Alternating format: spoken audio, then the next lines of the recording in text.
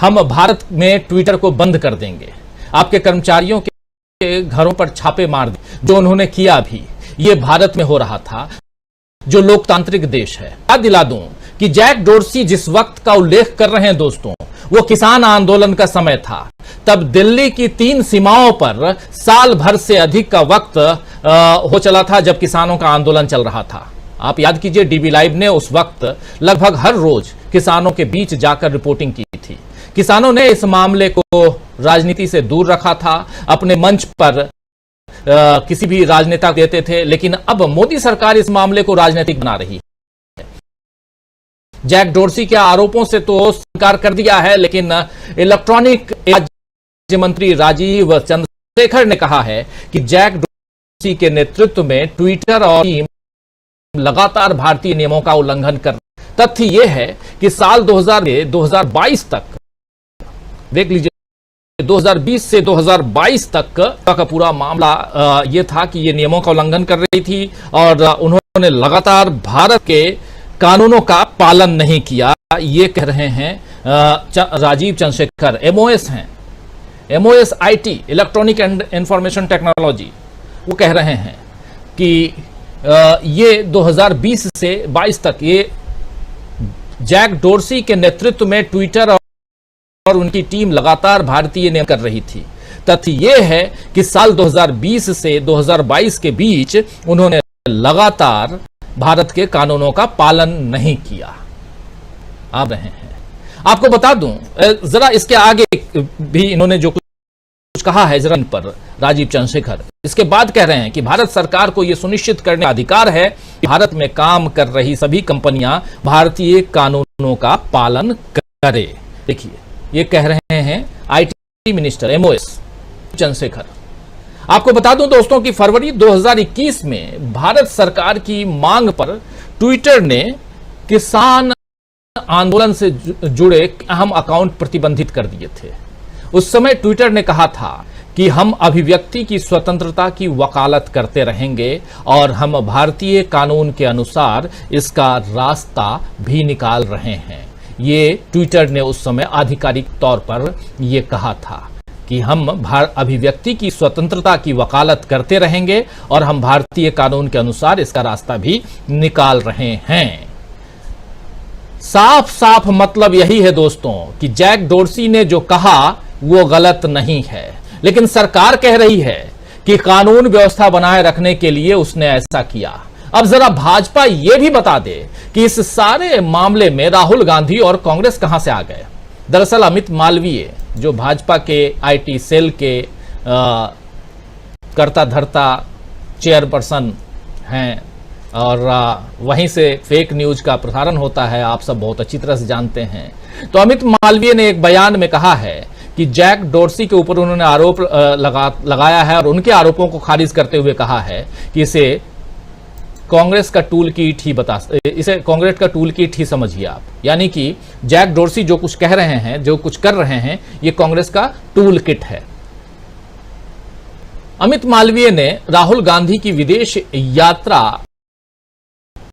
वहां हो रही बैठकों और मोदी सरकार की आस्थाओं से कांग्रेस की साठगांठ बताते हुए यह भी कह दिया कि यह सब लोकतांत्रिक सरकार को हटाने की कांग्रेस की टूल किट है।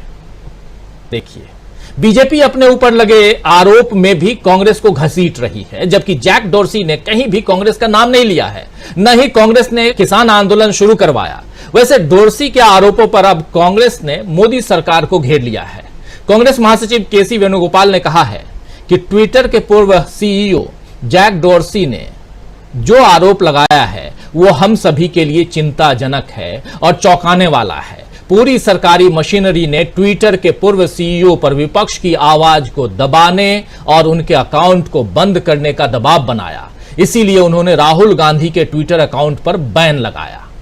यहां इन्होंने यह भी कहा है कि अभिव्यक्ति की स्वतंत्रता, मीडिया की स्वतंत्रता कहां है। हम इस मुद्दे को न केवल संसद में बल्कि पूरे देश में उठाएंगे। आपको बता दूं दोस्तों कि ट्विटर ने राहुल गांधी का अकाउंट 2001 में निलंबित कर दिया था और यह पूरा का पूरा मामला 2001 का है। राहुल गांधी ने दिल्ली में कथित दुष्कर्म और हत्या के मामले में 9 वर्षीय एक पीड़िता के माता पिता से उस दौरान मुलाकात की थी और इसके बाद माफ करें 2021 की बात है, 2001 में गलती से बोले 2021 की बात है। और उस समय राहुल गांधी ने एक ट्विटर पर एक ट्वीट लिखते हुए एक तस्वीर साझा की थी और इस मामले में ट्विटर की तरफ से कार्रवाई की गई राहुल गांधी के अकाउंट को बंद करके। लेकिन अब कांग्रेस इसे सरकार का दबाव बता रही है। आज कांग्रेस प्रवक्ता सुप्रिया श्रीनेत ने प्रेस कॉन्फ्रेंस करके इस मसले को मीडिया के सामने रखा है। आइए जरा सुप्रिया श्रीनेत को भी सुन लेते हैं, क्या कुछ कह रही हैं सुप्रिया श्रीनेत। लेकिन क्योंकि हम ट्विटर की बात कर रहे हैं, आपके सामने एक आंकड़ा है और इसको भी मैं साझा कर दूंगी आपके साथ। आपको याद होगा अगस्त 2021 राहुल गांधी जी का अकाउंट ट्विटर ने ब्लॉक किया था। उनका कहना था उनकी किसी गाइडलाइन का उल्लंघन हुआ है, जबकि चेहरा विक्टिम का नहीं, विक्टिम की फैमिली का था। लेकिन बहरहाल अगस्त 2021 में राहुल गांधी जी का ट्विटर हैंडल ब्लॉक किया जाता है और अगले 6 महीने तक उनका ट्विटर ग्रोथ, उनकी सब्सक्राइबर ग्रोथ, उनकी फॉलोवर ग्रोथ बिल्कुल नगण्य हो जाती है। और जब फरवरी 2022 में वॉल स्ट्रीट जर्नल यह खबर चलाने वाली है कि ट्विटर ने राहुल गांधी जी के अकाउंट को ब्लॉक किया है और उनकी सब्सक्राइबर ग्रोथ ब्लॉक हो गई है और ट्विटर को चिट्ठी लिखी जाती है, तुरंत ये जो शैडो बैन था ये हट जाता है और लगातार उसके बाद सब्सक्राइबर में ग्रोथ आ जाती है। तो मैं आज ये क्यों ना कहूं कि ट्विटर ने ये ब्लॉकिंग, ट्विटर ने ये शैडो ब्लॉकिंग, सब्सक्राइबर ग्रोथ पर ब्लॉक करना सरकार के कहने पर किया था और ये जो 6 महीने का बैन था ये सरकार के दबाव में आकर किया गया था, जिससे विपक्ष की सबसे मजबूत आवाज को भी ट्विटर जैसे प्लेटफॉर्म पर ब्लॉक किया जाए। और ये कहानी सिर्फ ट्विटर तक सीमित नहीं है। हम सबको पता है कौन से पेज डिलीट होते हैं, हम सबको पता है किसके पोस्ट डिलीट कराए जाते हैं, फेसबुक से, यूट्यूब पर किसको रिस्ट्रिक्शन करा जाता है, यह सर्वविदित है।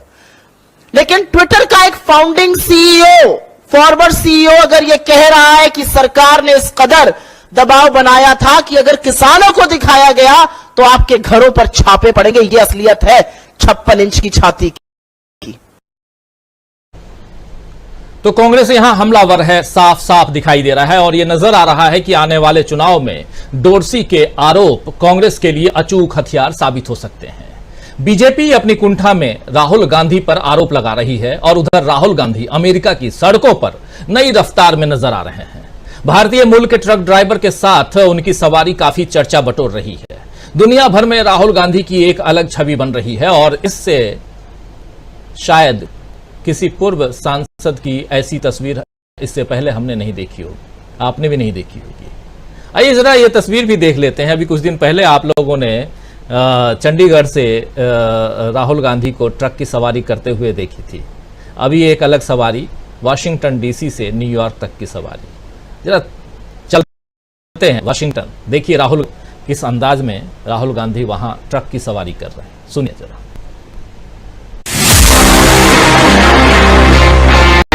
मेरा नाम जी तलविंदर सिंह गिल है और मैं ट्रक चलाते हैं और आज हम राहुल जी के साथ ड्राइव करेंगे। What is difference to the Indian truck? Hindustan में जो ट्रक है उससे ड्राइवर की कंफर्ट से कुछ लेना है। कमाते हो इंडिया के हिसाब से तो बहुत बन जाता है, रेट के हिसाब से अगर ड्राइवरी भी करके 4-5 लाख रुपए बन जाता है। 8-10 हज़ार डॉलर इजिली बन जाएगा। यहाँ पे अपना ट्रक वाला 10 हज़ार डॉलर 8 लाख रुपए हो गए।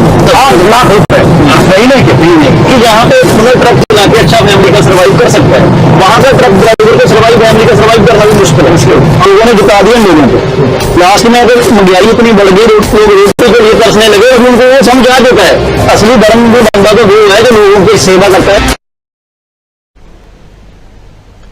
तो ये लगभग 10 मिनट का वीडियो है और इस वीडियो को आप राहुल गांधी के चैनल पे देख सकते हैं। और इसके अलावा एक और पार्ट इसका दिखाना चाहता हूं जिसमें राहुल गांधी इस ट्रक ड्राइवर से बात कर रहे हैं और भारत में जो कुछ चल रहा है उस पर अपनी चर्चा कर रहे हैं। जरा सुनिए ये भी। वहाँ पे कोई बीजेपी बात कोई एम्प्लॉयमेंट की बात थोड़ी कर रहा है, कोई स्टडी की बात थोड़ी कर रहा है, कोई अफसर कोई अच्छे इंसान बनने की बात थोड़ी कर रहा है। वो तो वो बात है कि भाई यार इंसानियत की बात थोड़ी है। वहाँ लोगों ने जिता दिया लोगों को। लास्ट में अगर महंगाई इतनी बढ़ गई, लोग रोटी के लिए तरसने लगे, अभी उनको वो समझ आ चुका है कि धर्म का असली धर्म भी बंदा तो वो है जो लोगों की सेवा करता है। अपने अपने धर्म को मानना चाहिए जितनी श्रद्धा है, बट ये चीज रोटी नहीं देती। अब रोटी कमानी है तो मेहनत करनी है, तो स्किल लेनी पड़ेगी। और नफरत फैलाना किसी धर्म में नहीं कहा है, किसी ने नहीं।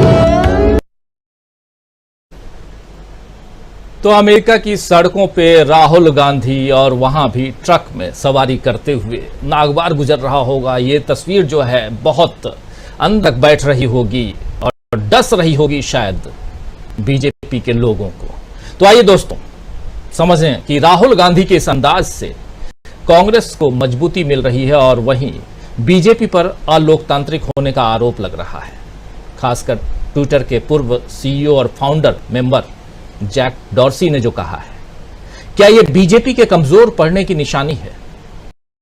आइए चर्चा की शुरुआत करते हैं और कि राहुल की रफ्तार के आगे मुश्किल में क्या पड़ गई है बीजेपी।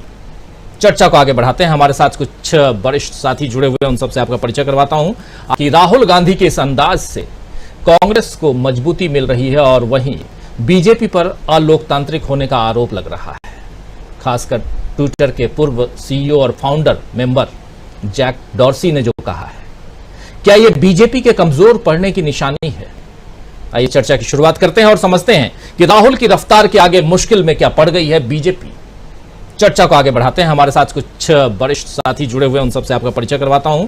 आगे बढ़ते हैं और देखिए इस वक्त हमारे साथ 5 वरिष्ठ साथी जुड़े हुए हैं। हमारे साथ जुड़े हुए हैं सुनील शुक्ला जी, आपका स्वागत करता हूं सुनील शुक्ला जी। मीनू जैन जी जुड़ी हुई हैं, प्रोफेसर रविकांत जी जुड़े हुए हैं हमारे साथ प्रशांत टंडन जुड़े हुए हैं और साथ में जुड़े हुए हैं अमरिंदर उपाध्याय जी। आप सबका स्वागत है, इस्तकबाल है इस कार्यक्रम में।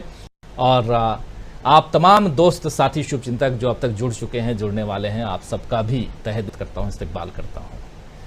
बहुत कुछ आज दिन भर हलचल बहुत ज्यादा है और हलचल के कुछ पार्ट को, कुछ अंश को आपके सामने हमने अभी पेश कर रहा था पिछले लगभग 15-16 मिनट से। मीनू जी क्या कहेंगे इस पे? शुरुआत आपसे। 2 मामला है, जैक डॉर्सी, राहुल गांधी। पहले जैक डॉर्सी से शुरू करते हैं। जैक डॉर्सी ने जो आरोप लगाए हैं वो बहुत गंभीर आरोप है और क्या कुछ कहा है वो सारी बातें सामने हैं। बीजेपी घिरी हुई है, लेकिन उसके साथ साथ बीजेपी का जो आईटी सेल है वो अपने अंदाज में लगा हुआ है सोशल मीडिया पे। उसी ट्विटर पे, जिस ट्विटर पे राहुल गांधी को ब्लॉक किया गया था और उसकी तस्वीर सुप्रिया श्रीनेत ने प्रेस कॉन्फ्रेंस में सामने रख दी। क्या कहेंगे जी? देखिए, जो जैक डॉर्सी ने कहा है वो हम सब लोग बहुत समय से महसूस कर रहे हैं सोशल मीडिया के ऊपर। आप सब लोग भी सोशल मीडिया के ऊपर हैं और आपने नोटिस किया होगा कि फेसबुक के ऊपर लोगों की रीच कम कर दी जाती है। इसी तरीके से आपके ट्विटर के ऊपर आपकी पोस्ट जो है, जो आपने ट्वीट किया है, वो एम्पलीफाई नहीं हो पा रहा है किन्हीं भी कारणों से। तो ये, और जो इसके ऊपर जो भाजपा सफाई दे रही है अपनी, ट्विटर जो जैक डॉर्सी ने जो आरोप लगाया है उसके ऊपर जो सफाई दे रही है, ये जितनी सफाई देंगे उतना ही ये एक्सपोज होंगे, न केवल अपने देश की जनता के सामने बल्कि विदेश में भी ये एक्सपोज होंगे कि ये वास्तव में मदर ऑफ डेमोक्रेसी नहीं, ये स्टेप मदर ऑफ डेमोक्रेसी बना हुआ है इंडिया। ऐसा जो आज की सरकार है वो सौतेली मार्ग बनी हुई है लोकतंत्र की। तो ये कोई बहुत अच्छा, इन्होंने जो ये सोच रहे हैं कि हम इसके बदले में कांग्रेस को बदनाम कर देंगे। कांग्रेस को कैसे बदनाम कर देंगे? आपने जो अभी बताया कि राहुल गांधी को इन्होंने किस तरीके से इन्होंने ब्लॉक कर दिया था, और जैक डॉर्सी की, देखिए दबाव में जैक डॉर्सी बाद में आए। जब तक एलन मस्क ने खरीदी नहीं थी ये, तब उससे पहले जैक डॉर्सी काफी दबाव में थे। आपने देखा होगा कि बहुत लोगों को सस्पेंड कर दिया गया था, बेबात पे बेवजह लोगों के ट्वीट डिलीट कर दिए जाते थे, हटा दिया जाता था, बैन कर दिया जाता था लोगों को। और तो और ये अपने वकील है सुप्रीम कोर्ट के, संजय हेगड़े, बड़े फेमस, आपको ध्यान होगा, दर्शक भी जानते होंगे, उनको ब्लॉक कर दिया गया। इंटरव्यू लिया था अभी कुछ दिन पहले उनका। अच्छा, हाँ, ओके, वो मैंने देखा नहीं, तो देखूंगी अब। तो उन्होंने जो है, उन्होंने क्या पोस्ट, उन्होंने क्या डाला था, एक आपने देखा होगा कि हिटलर स्पीच दे रहा है और उसमें सारी जनता तो वो उसमें खड़ी है, हेल हिटलर कर रही है उसको, लेकिन वो व्यक्ति जो है ना बैठा हुआ है, नाम मुझे इस टाइम ध्यान नहीं आ रहा है, तो वो उन्होंने अपने उस पे लगा दिया था, डीपी लगा दी थी उन्होंने। तो क्योंकि वो हिटलर की फोटो हिटलर से रिलेटेड है, तो आर्टिफिशियल इंटेलिजेंस के चलते उसको ब्लॉक कर दिया गया कि भाई आप नहीं डाल सकते हिटलर से उन्होंने उनको ब्लॉक कर दिया गया। वो कोर्ट तक पहुंचे, कोर्ट में मामला अभी भी लंबित है, लेकिन जब से एलॉन मस्क आया है उसने उनके अकाउंट को रेस्टोर कर दिया है। मतलब अभी मैं ये नहीं कह रही हूँ कि बहुत डेमोक्रेटिक हो गया है ट्विटर स्पेस, लेकिन फिर भी उन्होंने की वजह तो बताइए कोई, और कौन नहीं है। मैं तो 2008 से हूँ इस ट्विटर के ऊपर, लेकिन जिस तरीके की चौकीदारी, जिस तरीके की ठेकेदारी और जिस तरह की थानेदारी इस ट्विटर के ऊपर सरकार चला रही है, और उन्होंने, आपने देखा होगा कि सोशल मीडिया के रेगुलेशन के लिए कानून लाने तक की बातें हो रही है। तो सोशल मीडिया में कानून लाके रेगुलेशन करने में किसको? विपक्ष को, आपके जैसे चैनलों को, उनको उनके ऊपर रोक लगाने के लिए, उनके ऊपर रेस्ट्रिक्शंस लगाने के लिए, नए नए कानून लगाने की इनकी तैयारी है। और ये आप एक इसमें एक शर्मनाक बात तो देखिए कि जितने भी इनके कुकृत्य हैं एंटी डेमोक्रेटिक, अडानी का मामला हो तो बाहर हिंडनबर्ग रिपोर्ट बताता है, आपका ये जैक डॉर्सी, ये जो ट्विटर को बंद करने का बदतमीजियां जो इन्होंने की ट्विटर के ऊपर, उसके बारे में कौन बता रहा है? जैक डॉर्सी बता रहा है। और आपने देखा होगा कि फेसबुक पे अंकी दास हुआ करती थी इसकी सीईओ इंडिया में जी। तो उसके और बहुत उन दिनों ये मोदी गवर्नमेंट आई थी, और उसके बाद से अचानक सारा ये हलचल पैदा हुई थी, और हमारे जैसे लोग बहुत चक्के थे कि जहां हजारों लोग हमारे उसके ऊपर कमेंट करते थे और लाइक करते थे, वहां गायब हो गए लोग अचानक। तो बाद में वॉल स्ट्रीट जर्नल अमेरिका का, उसने इस बात का खुलासा किया कि अंकी दास ये वहां पे बदमाशी कर रही है गवर्नमेंट के इशारे पे।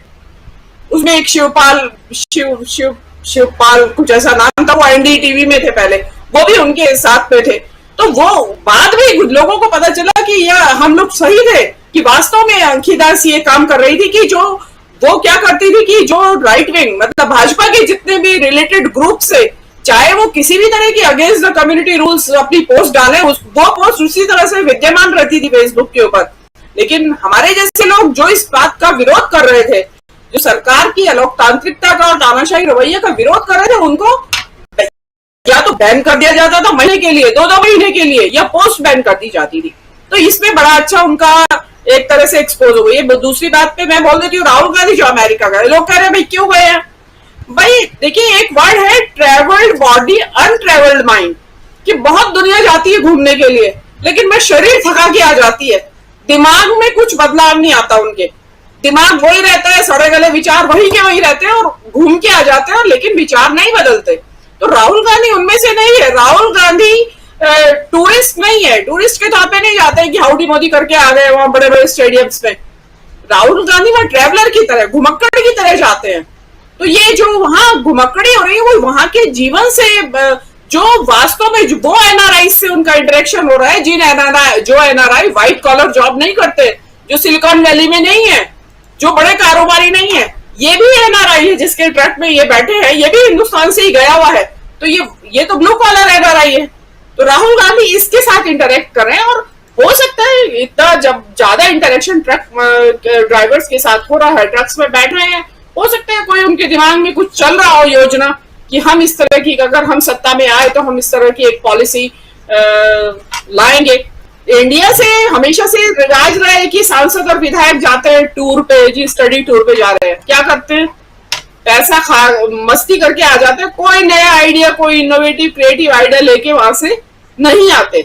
तो राहुल गांधी तो अपने खर्चे से गए हुए हैं और घूम रहे हैं, जिसको कहते हैं कि वास्तव में घूमना किसी देश को, वो ट्रैवलिंग कर रहे हैं। हो सकता है बहुत सारे इनोवेटिव आइडियाज लेके आए, नई सरकार जो 2024 में बने, हो सकता है कि बहुत सारे कुछ नवाचार, नई नई चीजें इस देश में इंट्रोड्यूस करे। तो उसकी एक बानगी है ये, और स्वागत करना चाहिए। जा रहे हैं कम से कम वो पैसे वालों के भी, ऐसा नहीं है, ये एक नेता का डिफरेंस भी दिखाते हैं राजीव जी, कि ये केवल अरबपति खरबपति दोस्तों के बीच में बैठ के नहीं आ जाते वापस, ये हर तबके के लोगों से मिलके आ रहे हैं वहां से। तो ये एक नेता की विचारधारा का भी फर्क है। जी राजीव जी, बिल्कुल बिल्कुल बिल्कुल, एक नेता की विचारधारा का भी फर्क है। राहुल गांधी की बात हो रही है, जैक डॉर्सी की बात तो हो ही रही है, और सोशल मीडिया पर कैसी पाबंदियां रही हैं, और अगर आपके मन माफिक मैसेज नहीं है, आपने अगर पोस्ट नहीं किया है तो आपके पोस्ट की रीच को घटाई जाती है, और इतना ही नहीं आपके अकाउंट को भी कई बार सस्पेंड कर दिया जाता है या डिलीट कर दिया जाता है। हम लोग खुद भुक्तभोगी हैं और आप सब भी भुक्तभोगी कभी न कभी रहे होंगे, तो वो आप सब जानते ही हैं। खैर, उससे थोड़ा इतर आना चाहता हूं प्रोफेसर रविकांत जी आपके पास, और आपसे समझना चाहता हूं, थोड़ा चलते हैं अमेरिका, पहले चलते हैं, फिर इधर जैक डोर्सी की बात भी करेंगे जिस पर बहुत विस्तार से मीनू जी कह चुकी हैं। राहुल गांधी का यह अंदाज, हिंदुस्तान में तो ट्रक की सवारी राहुल गांधी करेंगे और कर लिए, हम लोगों ने उस पर चर्चा भी की, पूरे वीडियो को हम लोगों ने देखा, लेकिन अब वाशिंगटन डीसी से न्यूयॉर्क सिटी तक ट्रक की सवारी करते हुए जाना, क्या कहता है ये? वहां 5 लाख से 8 लाख रुपए महीना कमा रहा है एक ट्रक ड्राइवर। हिंदुस्तान में जो है कमाई कितनी है वो भी बता रहे हैं, और वो बता चुके हैं राहुल गांधी। क्या कुछ है ये दोनों के बीच में, और राहुल गांधी अमेरिका से किस ढंग की राजनीति कर रहे हैं? प्रधानमंत्री के जाने, वहां पहुंचने तक का इंतजार करेंगे लगता है राहुल गांधी, क्योंकि 22 तारीख को प्रधानमंत्री, हालांकि सुनने में आ रहा है कि उससे पहले आ जाएंगे राहुल गांधी, लेकिन शायद तैयारियां देख के आएंगे ऐसा लग रहा है। और ट्रक से जो सफर कर रहे हैं, रास्ते में कहीं बैनर पोस्टर प्रधानमंत्री के लिए जैसे यहाँ लगते हैं वैसे वहाँ लगे हैं कि नहीं, शायद ये भी देख रहे हो, ये भी हो। लेकिन ये एक सियासत, जो मीनू जी कह रही थी कि जाते हैं लोग बाहर, आराम करने जाते हैं, हो गया काम। राहुल गांधी ने भाषण दे दिया, डायस्पोरा से मिल लिया, वहां भी भाषण दे दिए, खूब चर्चा में रहे, अब आराम करते, लेकिन आराम नहीं फरमा रहे हैं बल्कि ट्रक की सवारी कर रहे हैं। किस रूप में देखा जाए? राहुल गांधी के आने की सूचना जो मिल रही है कि वो 19 जून को शायद लौट सकते हैं। 19 जून उनका जन्मदिन होता है। क्या कांग्रेस पार्टी उनको कोई गिफ्ट देने जा रही है? राहुल गांधी ने तो कांग्रेस को बहुत कुछ दिया, लेकिन बात जहां आपने शुरू की थी कि उस बात को दिखाना कि जहां अमेरिका में ड्राइवर 5 से 8 लाख रुपए कमाता है, किसी भी देश का लीडर वो सबसे महत्वपूर्ण होता है जो ख्वाब बुनता है, जो सपने संजोता है, और वो उन सपनों को अपने देशवासियों को, अपने नागरिकों को दिखाता है और उसके लिए मुकम्मल प्रयास करता है। राहुल गांधी जिस तरह से यात्रा कर रहे हैं, भारत में उन्होंने बैठक में बैठ करके यात्रा की, अब अमेरिका में बौद्धिक बहस की, और अब ट्रक में वो सवारी कर रहे हैं। पिछले दिनों मैं बराबर इस बात को कहता रहा कि राहुल गांधी इस देश के सबसे प्रबुद्ध राजनेता हैं, बेहद पढ़ाकू, और मैंने उनको सुना है कि कई ऐसी किताबों का उन्होंने जिक्र किया बगैर देखे, मैं उनका यहां नाम लेने का स्पेस नहीं है, कि जिससे लगता है कि उनको कितनी गहन जानकारी है समाज की और राजनीति की। वो डिलीवर किया उन्होंने अमेरिका में, कैलिफोर्निया यूनिवर्सिटी में और एल्फिस्टन यूनिवर्सिटी संभवतः, उसमें प्रवासी भारतीय बातचीत में, पत्रकारों के सवालों के जवाब में वो बौद्धिकता उभर करके आई। लेकिन उस बौद्धिकता के साथ साथ एक नेता के लिए यह भी जरूरी होता है कि वो सामान्य लोगों के साथ संवाद करे, उनके जज्बातों को, उनकी जरूरतों को जाने और समझे, उसके अनुसार अपने स्वप्न को बुने और देश के स्वप्न को पूरा करने का प्रयास करे। राहुल गांधी उसी लाइन पर है, और यहां से शुरू होती है वो डगर जो 24 तक जाती है, और मुश्किल उनके लिए है कि जो 8000 करोड़ के हवाई जहाज से उड़ान भरते हैं, जिन्होंने पूरी दुनिया का चक्कर लगा लिया। किसी ने वो आंकड़े भी दिए थे कि प्रतिदिन उनका खर्चा कितना है, शायद मैं तो उसमें से शून्य भी नहीं गिन पाऊंगा, मैं तो हिंदी का विद्यार्थी हूं, गणित का नहीं हूं। वो 8 करोड़ की एक गाड़ी उनके काफिले में चलती है, 20,000 करोड़ का तो वो घर बना हुआ है, अभी उसमें प्रधानमंत्री आवास बनना है। उससे तुलना जब आप करेंगे राहुल गांधी की, एक आम आदमी अपना किस तरह का प्रधानमंत्री देखना चाहता है, किस तरह की लीडरशिप देखना चाहता है।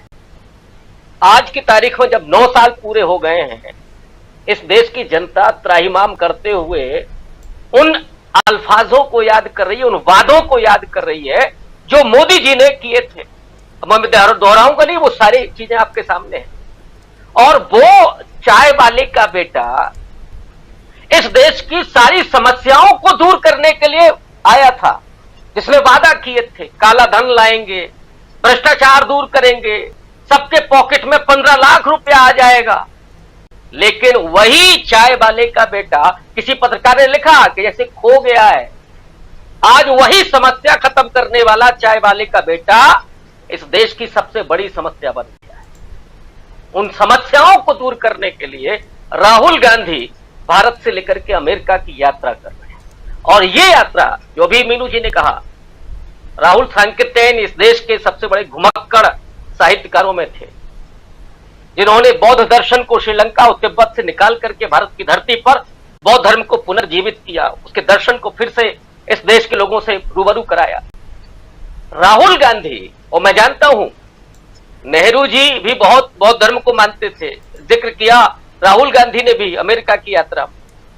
और ये जो लोग जो तस्वीर पर माला तो चढ़ाते हैं गांधी जी की, बाहर जाते हैं तो बोलते हैं कि हम युद्ध नहीं बुद्ध चाहते हैं, लेकिन भारत में उनके आइडियल सावरकर होते हैं।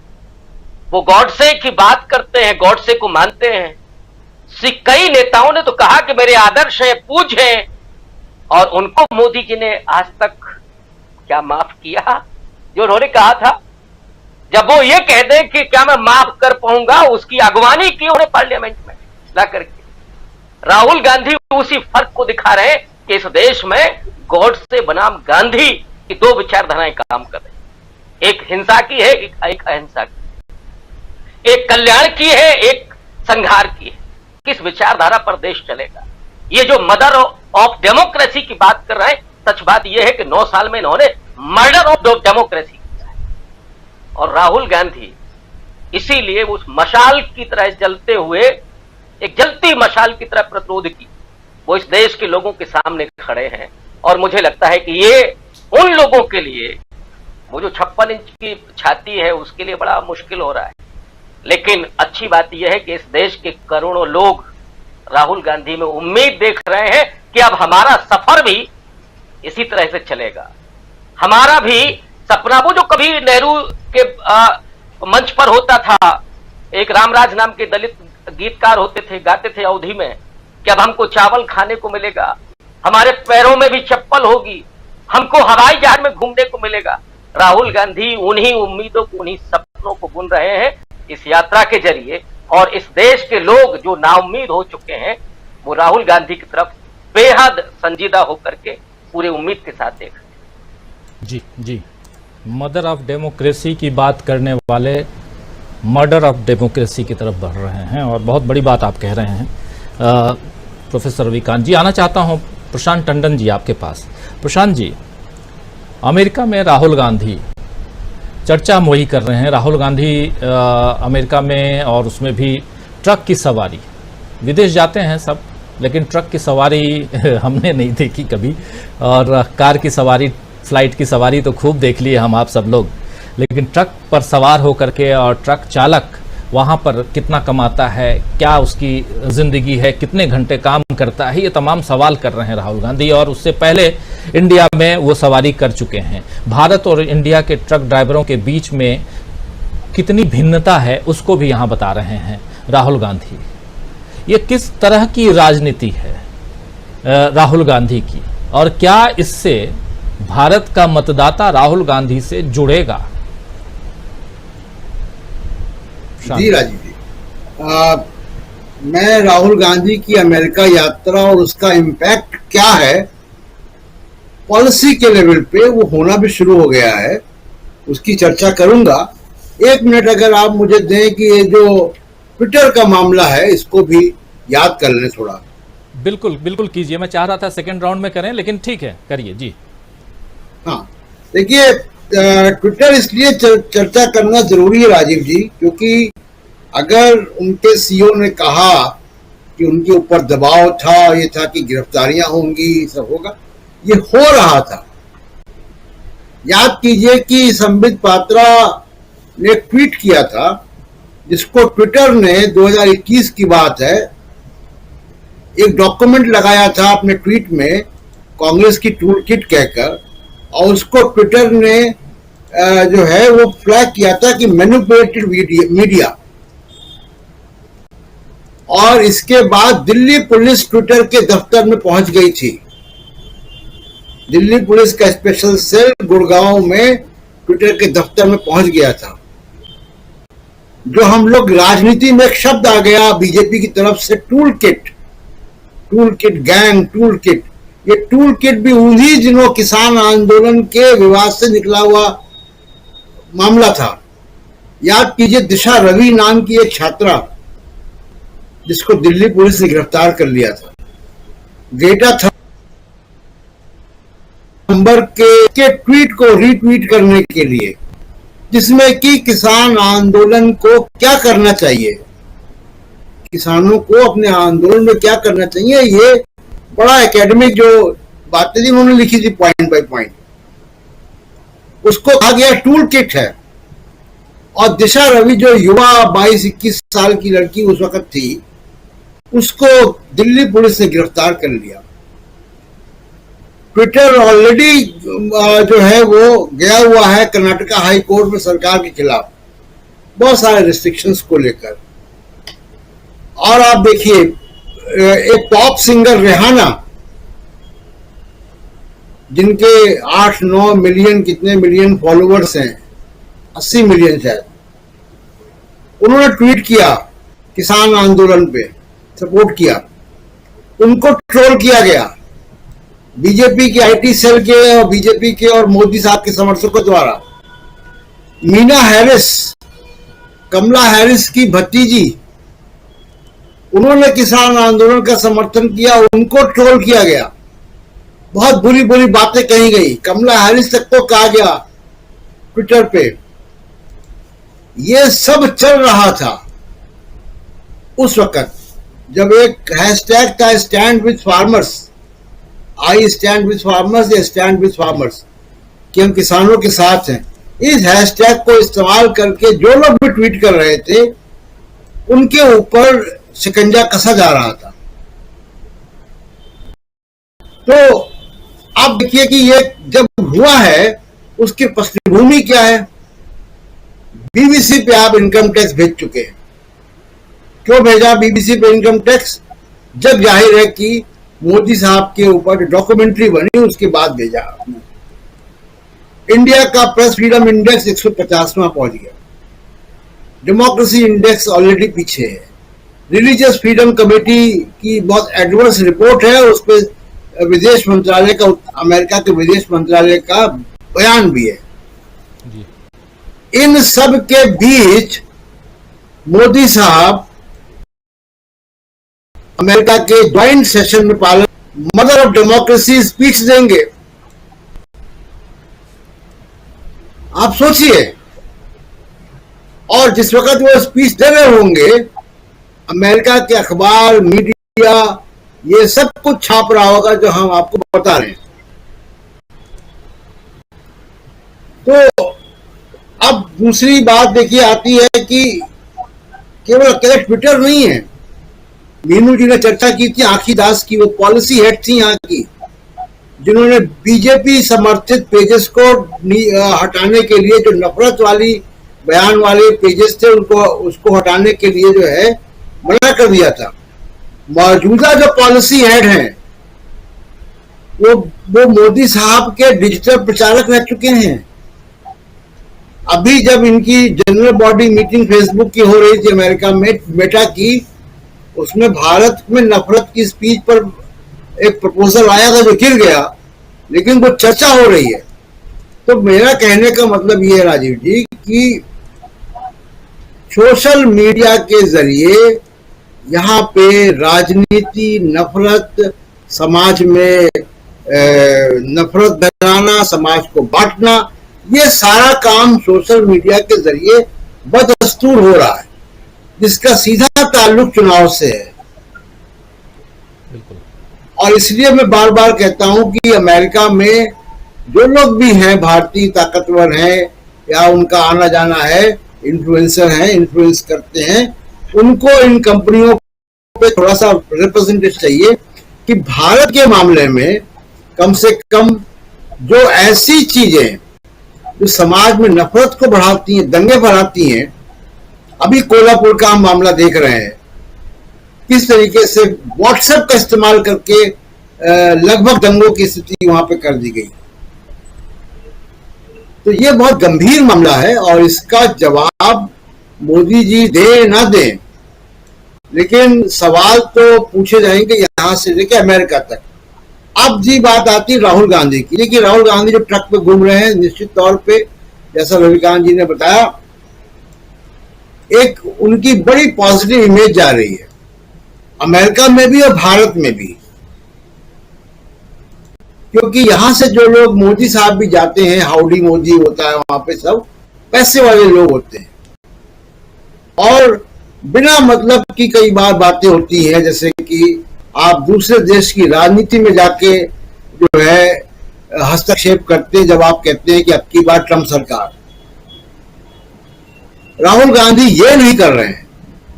राहुल गांधी भारत में, भारत के लिए अमेरिका की पॉलिसी क्या हो उसको इन्फ्लुएंस कर रहे हैं। याद कीजिए जब हमने चर्चा की थी राजीव जी, स्टैनफोर्ड यूनिवर्सिटी में जब हम लोगों ने चर्चा की थी कि राहुल गांधी ने चाइना को के जवाब में पहली बार एक मॉडल दिया है अमेरिका को या पश्चिमी देशों को। आज जब मैं आपसे बात कर रहा हूं राजीव जी, अमेरिका उस मॉडल पे काम कर रहा है। पॉलिसी थिंक टैंक्स के पेपर आना शुरू हो गए हैं कि किस तरीके से भारत में मैन्युफैक्चरिंग हब बनाया जाए, किस तरीके से टेक्नोलॉजी ट्रांसफर की जाए, इन्वेस्टमेंट लाया जाए। ये जो राहुल गांधी का आइडिया था कि जो China factory of the world बन गया है, भारत बन सकता है, इस आइडिया पर अमेरिका में काम होना शुरू हो गया है। ये दिखाता है कि राहुल गांधी का इंपैक्ट क्या है ग्लोबल पॉलिटिक्स में बिना मेंबर ऑफ पार्लियामेंट रहे। निश्चित तौर पे ये चीजें सामने आएंगी। तो देखिए, चीज करके ट्विटर का मामला हो, राहुल गांधी का मसला हो, बीबीसी की रेप का, बीबीसी में इनकम टैक्स भेजने का मामला हो, वे सारी चीजें मोदी जी का जो परसेप्शन है उसको बहुत गिरा रही हैं। जैसे शेक्सपियर ने हैमलेट में कहा है ना कि मुसीबत जो है वो इकट्ठा आती है। Sorrow doesn't come in single spy, it comes in battalion। तो जब मुसीबत आती है छप्पर फाड़ के आती है, तो उसी का ये अंदेशा है। और जैसा मैं कई बार से कहता रहा हूं कि जुलाई अगस्त तक मौसम बदलेगा, तो उसी की हवाएं चल रही हैं राजीव जी। जी, मौसम बदलने की हवाएं चल रही हैं। हालांकि हिंदुस्तान में मौसम बहुत तेजी से बदल रहा है, सियासी मौसम तो बहुत तेजी से बदल रहा है, आप सब देख ही रहे हैं। प्रियंका गांधी पहुंचती हैं मध्य प्रदेश और रात को भोपाल में एक सरकारी दफ्तर में, सरकारी बिल्डिंग में आग लग जाती है। मौसम बदल रहा है।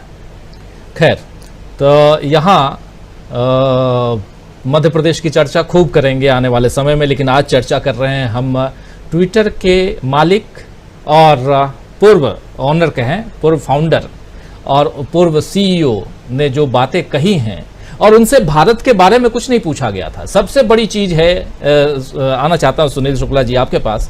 सुनील जी, देखिए, सबसे बड़ी बात कि भारत का संदर्भ नहीं था, लेकिन उन्होंने भारत के रेफरेंस को सामने रखते हुए कि भारत भी एक लोकतांत्रिक देश है और वहां कैसे अलोकतांत्रिक तरीके से काम हो रहा है, कैसे सोशल मीडिया को और बाकी उन तमाम मतलब सरकार के खिलाफ जो लोग हैं बात रख रहे हैं, आवाज उठा रहे हैं, अभिव्यक्ति की आजादी को कैसे कुचला जा रहा है, ये जैक डोर्सी ने कहा है। और उसमें बाद में उन्होंने टर्की का उदाहरण भी दिया है, लेकिन भारत का उदाहरण बहुत इंपॉर्टेंट है। किसानों का आंदोलन 13 महीने तक हिंदुस्तान में चला और उसी दौरान जो कुछ टूल किट की बात आई, जिसके बारे में भी बहुत विस्तार से मीनू जी और उनके बाद प्रशांत टंडन जी बता ही रहे थे।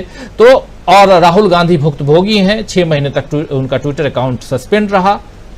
और मुझे भी पता नहीं कि मेरा ट्विटर अकाउंट जो पहले वाला था वो कैसे सस्पेंड ही नहीं बल्कि बिल्कुल ही गायब हो गया, तो मुझे नया बनाना पड़ा। मुझे कई आप जैसे लोगों ने सलाह दी कि आप नया बना लो क्योंकि पुराना नहीं आने वाला, क्योंकि आप राहुल गांधी नहीं हो जिनका आ जाए, हम लोग तो छोटे लोग हैं। तो फाइनली नया बना लिया। फेसबुक का भी हाल बता दूं आपको कि डीबी लाइव का पेज, जिसके काफी ज्यादा फॉलोअर्स, उस पेज को भी हैक कर लिया गया और आज तक नहीं लौट के आया। देशबंधु का एक पेज है, उसको फिर हम लोगों ने आगे बढ़ाया। तो ये सब आज भी हो रहा है। इसलिए पहले भी मैं कहा था कि हम लोग खुद भुक्तभोगी हैं और पर्सनली भुक्तभोगी हैं, और ये सोशल मीडिया पे खूब चल रहा है, बहुत तेजी से चल रहा है। और उसी का हवाला देते हुए ट्विटर के को फाउंडर अगर अपनी बात कह रहे हैं तो छोटी मोटी बात नहीं है। और उधर राहुल गांधी इन सब से इतर आराम से ट्रक में सफर कर रहे हैं। चाहते तो बहुत बढ़िया बढ़िया गाड़ी में 8 करोड़ 10 करोड़ की गाड़ी में तो वो भी घूम सकते थे, लेकिन वो ट्रक में घूम रहे हैं और पूछ रहे हैं कि कितना कमा लेते हो। क्या है ये राजनीति राहुल गांधी की। और इधर अभिव्यक्ति की आजादी पर जिस प्रकार यहां, और एक बात और जोड़ दूं, प्रधानमंत्री नरेंद्र मोदी ऑस्ट्रेलिया गए थे, जब वो मेलबर्न में थे शायद, मुझे जहां तक ध्यान, कैनबरा में, और वहां एक तरफ वो थे और दूसरी तरफ बीबीसी की डॉक्यूमेंट्री दिखाई गई थी। अब प्रधानमंत्री जा रहे हैं अमेरिका, वहां पर भी बीबीसी की डॉक्यूमेंट्री दिखाई जाएगी। तो ये जो अभी प्रशांत जी कह रहे थे उसमें थोड़ा सा कि कई सारे सवालों के जवाब पूछे जाएंगे और कई लोग अखबारों में लिखेंगे। उन अखबारों में बाद में शायद राहुल गांधी को यह कहा जाए कि ये तो पहले मिलके आ गए न्यूयॉर्क टाइम्स के दफ्तर में, वाशिंगटन पोस्ट के दफ्तर से और उनके एडिटोरियल बोर्ड से मिलके आ गए, और देखो अगेंस्ट लिखा जा रहा है, मोदी जी के खिलाफ लिखा जा रहा है। तो सवाल तो उठेंगे और इन्हीं सवालों पर आपका विचार चाहिए। क्या कुछ आप अपने नजरिए से देखते हैं? सुनील शुक्ला जी। धन्यवाद राजीव जी। राहुल गांधी ने जो सवाल पैदा किए हैं निश्चित रूप से किसी भी सरकार के लिए, किसी भी नेता के लिए बहुत चुनौतीपूर्ण है। और दुनिया में वह नेता सर्वाधिक लोकप्रिय रहा है जो लोगों के बीच में उपलब्ध है, लोगों से सीधा संवाद कायम करता है, लोगों के बीच जाने में कभी उसके मन में हिचक नहीं रही।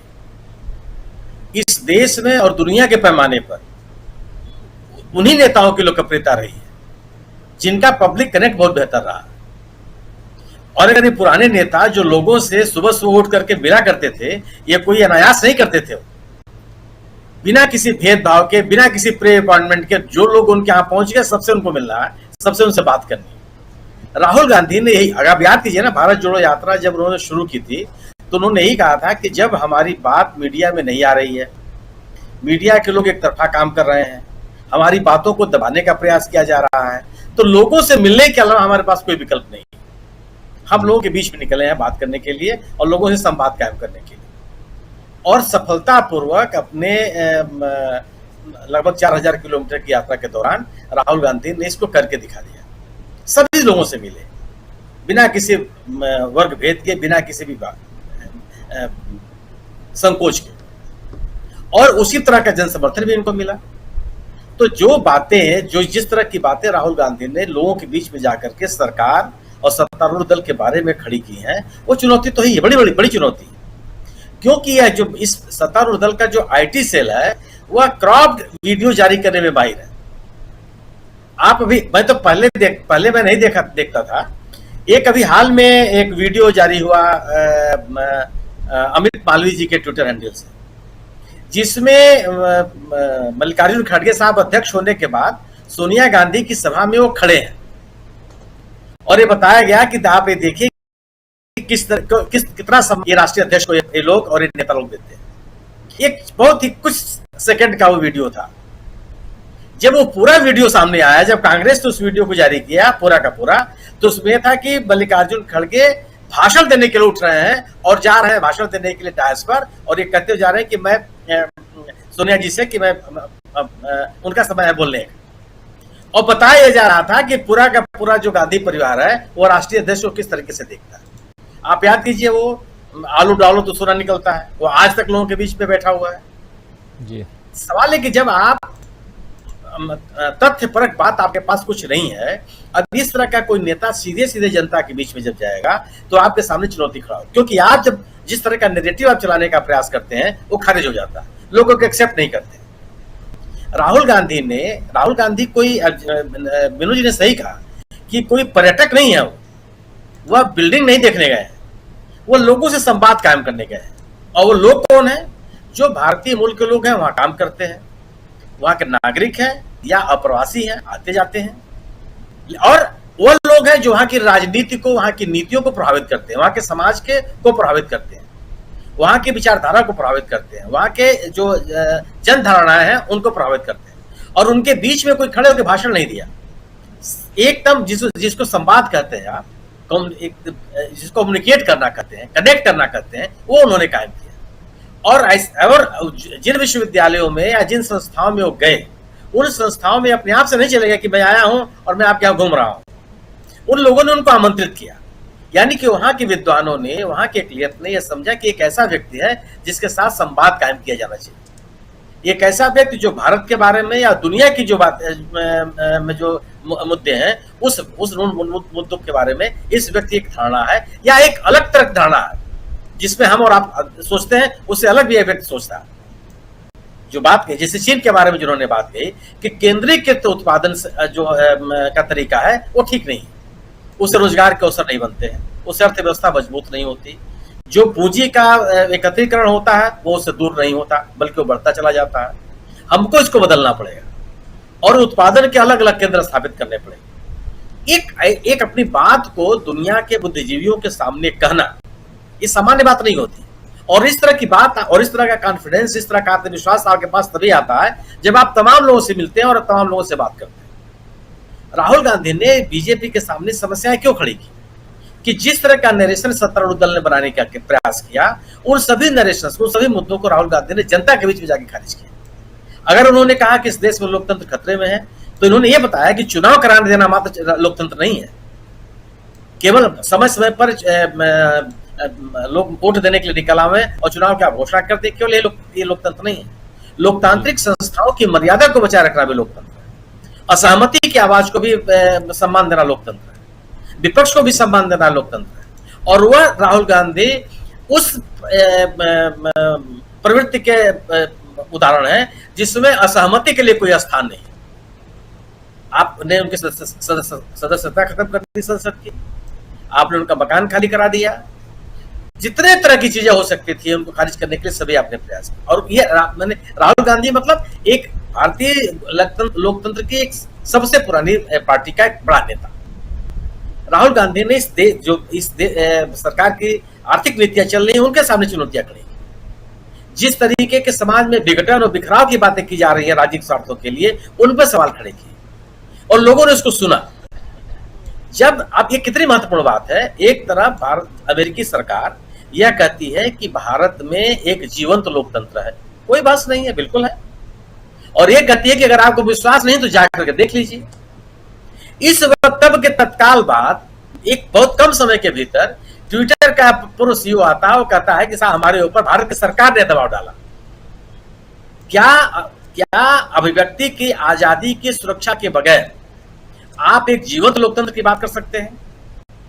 क्या ये अभिव्यक्ति की आजादी को सुनिश्चित किए बगैर आप लोकतंत्र को मजबूत कर सकते हैं? अभिव्यक्ति की आजादी को दबाव डाल करके क्या आप लोकतांत्रिक संस्थाओं, लोकतांत्रिक प्रवृत्तियों, लोकतांत्रिक मान्यताओं को मजबूत कर सकते हैं? नहीं कर सकते। तो अमेरिकी सरकार के उस वक्तव्य के ऊपर ही वहां के व्यक्ति ने, वहां के उस नागरिक ने ये सवाल खड़े किए। और आप कहते रहिए कि कांग्रेस के लोग हैं, किनके लोग हैं, कौन के लोग हैं, ये ऐसे लोग नहीं। यूएस एक ऐसा देश नहीं है जब ये प्रधानमंत्री जाएंगे, इनका भाषण होगा, बिल्कुल हमारे जैसे लोगों को भी भारतीय प्रधानमंत्री को इस बात का अवसर मिलता है कि दो बार अमेरिकी कांग्रेस को संबोधित करता है, ठीक है, बहुत अच्छी बात है। लेकिन वहां का जो प्रेस है वह प्रेस सरकार की भाषा नहीं बोलता। प्रधानमंत्री के भाषण के यात्रा के दौरान ही जो वहां का मीडिया कौन सा सवाल खड़े करेगा अभी आप देखेंगे सामने, कि जो अगर वहां के 17-18 जिनकी बात आपने चर्चा की थी, जो वहां के सिविल सोसाइटी के लोगों ने अगर प्रधानमंत्री जी के खिलाफ एक मेमोरेंडम दिया अमेरिकी सरकार को, इन सबकी चर्चा होगी और वो लोग ही बोलेंगे कि ये किस तरह की प्रवृत्तियां भारत में पैदा हो रही हैं या जिनको बढ़ावा दिया जा रहा। लोकतंत्र को मजबूत करने के नाम पर आप गैर लोकतांत्रिक प्रक्रियाओं को, परंपराओं को बढ़ावा नहीं दे सकते। और दो बातें एक साथ नहीं हो सकती। अगर आप विपक्ष को स्थान नहीं देंगे तो आप कम से कम लोकतंत्र को मजबूत नहीं कर रहे हैं। अगर आप असहमति की आवाज को स्वीकार करने के लिए तैयार नहीं है, असहमति की आवाज के साथ अपने आप को संशोधित करने के लिए तैयार नहीं है, असहमति की आवाज के साथ अपने नीतियों में परिवर्तन करने के लिए आप तैयार नहीं है, तो कम से कम लोकतांत्रिक तरीके से सोचते समझते आप नहीं, आपके काम करने का तरीका लोकतांत्रिक नहीं। राहुल गांधी ने इन्हीं सवालों को पैदा किया कि वह भारत वह देश रहा है जिसने अपने विपक्ष के नेताओं को वह सम्मान दिया जिसके वो हकदार है, क्योंकि हमको लोकतांत्रिक परंपराओं को आगे बढ़ाना था। राहुल गांधी ने लोगों के बीच में जाकर के ये अपनी बातें कही, उनके मन में वो उठ रही आशंकाओं का जवाब दिया, और वह उन्होंने ये जो बार बार बात कही जाती थी कि विदेश में जाकर के देश को अपमानित करने वाली बात, इस बात को पूरी तरह से खारिज किया, ये माहौल ही नहीं बनने दिया। और वह बातें कही जो लोगों ने सवाल किया उसका जवाब दिया, और खुले मन से जवाब दिया। अगर न्यूयॉर्क टाइम्स का एडिटोरियल बोर्ड राहुल गांधी को बुलाता है तो राहुल गांधी क्या है, क्या दे देंगे आप? क्या विज्ञापन दे देंगे क्या उनको? कोई वित्तीय सहायता दे देंगे? क्या दे देंगे आप भाई? आप विपक्ष के सांसद भी नहीं है। एक पार्टी के आप नेता हैं, उस पार्टी में भी आपके पास कोई पद नहीं है, और वह पार्टी जिसके पास जो आर्थिक समस्याओं से जूझ रही है, तो देंगे क्या यार? सिवाय विचारों के, सिवाय संवाद के, सिवाय तथ्यों के, सिवाय मुद्दों के, सिवाय विमर्श के। और ये जो मीडिया सेंटर्स हैं वह इन्हीं की आकांक्षा रखती हैं। और दोनों बड़े अखबारों ने, न्यूयॉर्क टाइम्स और वाशिंगटन पोस्ट, दोनों के एडिटोरियल बोर्ड ने उनको आमंत्रित किया और उससे संवाद कायम किया। जी। अगर राहुल गांधी ने, ये चुनौती केवल यही है बीजेपी के सामने कि राहुल गांधी ने उन सभी पक्षों के साथ संवाद कायम किया जो भारत के बारे में सोचते हैं, भारत की नीतियों को प्रभावित करते हैं, भारतीय जनधारणा को प्रभावित करते हैं। आप कह सकते हैं कि अब बीजेपी के लोगों ने भी, भारत सत्तारूढ़ दल के लोगों ने भी बात करने की कोशिश की कि अमेरिका के लोग थोड़े वोटते नहीं आएंगे भारत में, बिल्कुल सही, बिल्कुल नहीं वोटते नहीं आएंगे। तो राहुल गांधी अमेरिकी नागरिकों से थोड़े मिल रहे हैं, राहुल गांधी अप्रवासी भारतीयों से मिल रहे हैं। और वहां जो अमेरिकी नागरिक जिनसे उनकी बात हो रही है वह थिंकर्स हैं, वो इंटेलेक्चुअल्स हैं जो पूरी दुनिया को प्रभावित करते हैं। चुनौतियां आई हैं।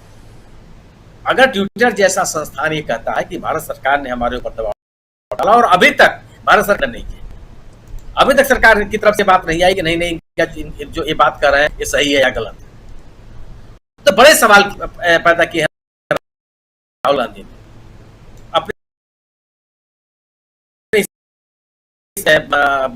अपनी अमेरिका यात्रा के दौरान, और यात्रा के दौरान उन्होंने पैदा किया। यह इसका कैनवास उन्होंने बदल दिया, इसका जो उसकी विस्तार दे दिया अपनी अमेरिका यात्रा के दौरान कि दुनिया के पैमाने की चर्चा हुई। आप केवल इस बात पर राहुल गांधी की बातों को खारिज नहीं कर सकते हैं कि प्रधानमंत्री जा रहे हैं, कांग्रेस को 2 बार संबोधित करेंगे, 2 बार संबोधित करने वाले पहले प्रधानमंत्री बनने जा रहे हैं, और अमेरिका ने ये सर्टिफिकेट दे दिया, उस सर्टिफिकेट दे दिया। बात इससे नहीं होती।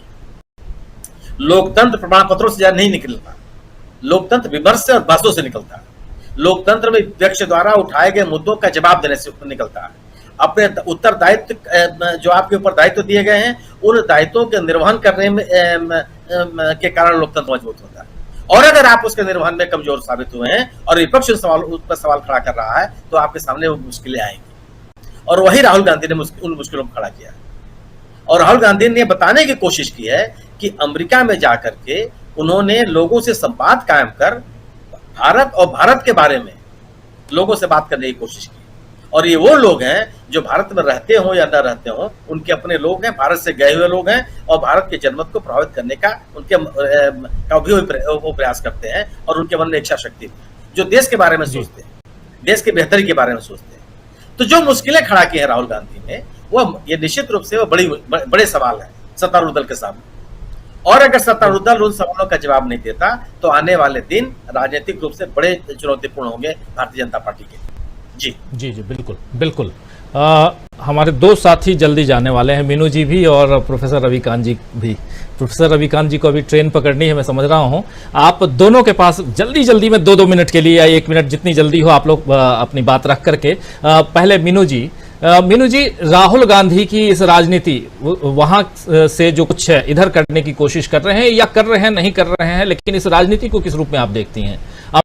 अमेरिका में ट्रक सवारी करते हैं, अमेरिका में अलग अलग संस्थानों में जाते हैं, अगर एडिटोरियल बोर्ड से जाकर मिल रहे हैं, वॉशिंगटन पोस्ट से चाहे न्यूयॉर्क टाइम्स से, तो कितने लोगों की मुलाकात हुई होगी पहले? हालांकि आप प्रेस कॉन्फ्रेंस करें, प्रेस क्लब जाएं, ये तो पहले भी हुआ, लेकिन आप अखबारों के दफ्तर में जा रहे हैं, उनसे मिल रहे हैं, ट्रक की सवारी कर रहे हैं। हो सकता है कि कुछ दिनों बाद और भी कुछ तस्वीरें उनकी आ जाएं। हिंदुस्तान में उसका क्या असर आप देखती हैं?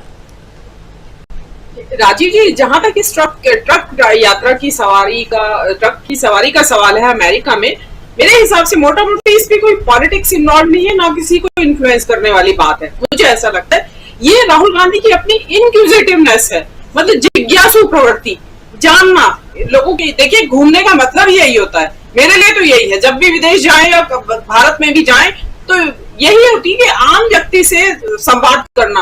और एक जनरल तौर पे ये कहा जाता है कि अगर आप कहीं घूमने जा रहे हो और वहां की संस्कृति को, देश को जानना चाहते हैं, स्थान को, तो बस की यात्रा करें या ट्रेन की यात्रा करें, वहां आपको हर वैरायटी के, हर तरह के लोग मिलेंगे, उनसे इंटरेक्ट करेंगे, तो आपको वो सीखने के लिए मिलेगा उस देश के बारे में, उस जगह के बारे में, जो आपको होटल में बैठ के नहीं मिलेगा। या आप पैकेज टूर में बैठ जाइए कि भाई कंडक्टेड टूर में बैठ गए और घूम आए, वो टूरिस्ट की तरह घूमना होता है। ये राहुल गांधी की जो एक अपनी जिज्ञासा है, वो उसका मुझे प्रतिबिंब ज्यादा लगता है कि अमेरिका में जाके। लेकिन दूसरी बात ये भी है कि उन्होंने, मतलब वही मैं जो पहली बात कह रही हूँ कि ब्लू कॉलर एनआरआई से मिलना, जिनसे कि जनरली मेरे ख्याल से तो आज तक कोई मिला नहीं होगा, जो निचले स्तर पे काम करते हैं, निचले उसके हैं एनआरआई, जो छोटे मोटे काम वहां कर रहे हैं। तो हालांकि जिस हिसाब से बता रहे हैं कि उस हिसाब से इतना छोटा काम भी नहीं है ट्रक ड्राइवर्स का। एक है हमारे परिचित, वो कनाडा में रहते हैं, वो बताते हैं कि कितना मोटा उनके पास सैलरी पैकेट है, मिलता है उनको। तो ये चीज है।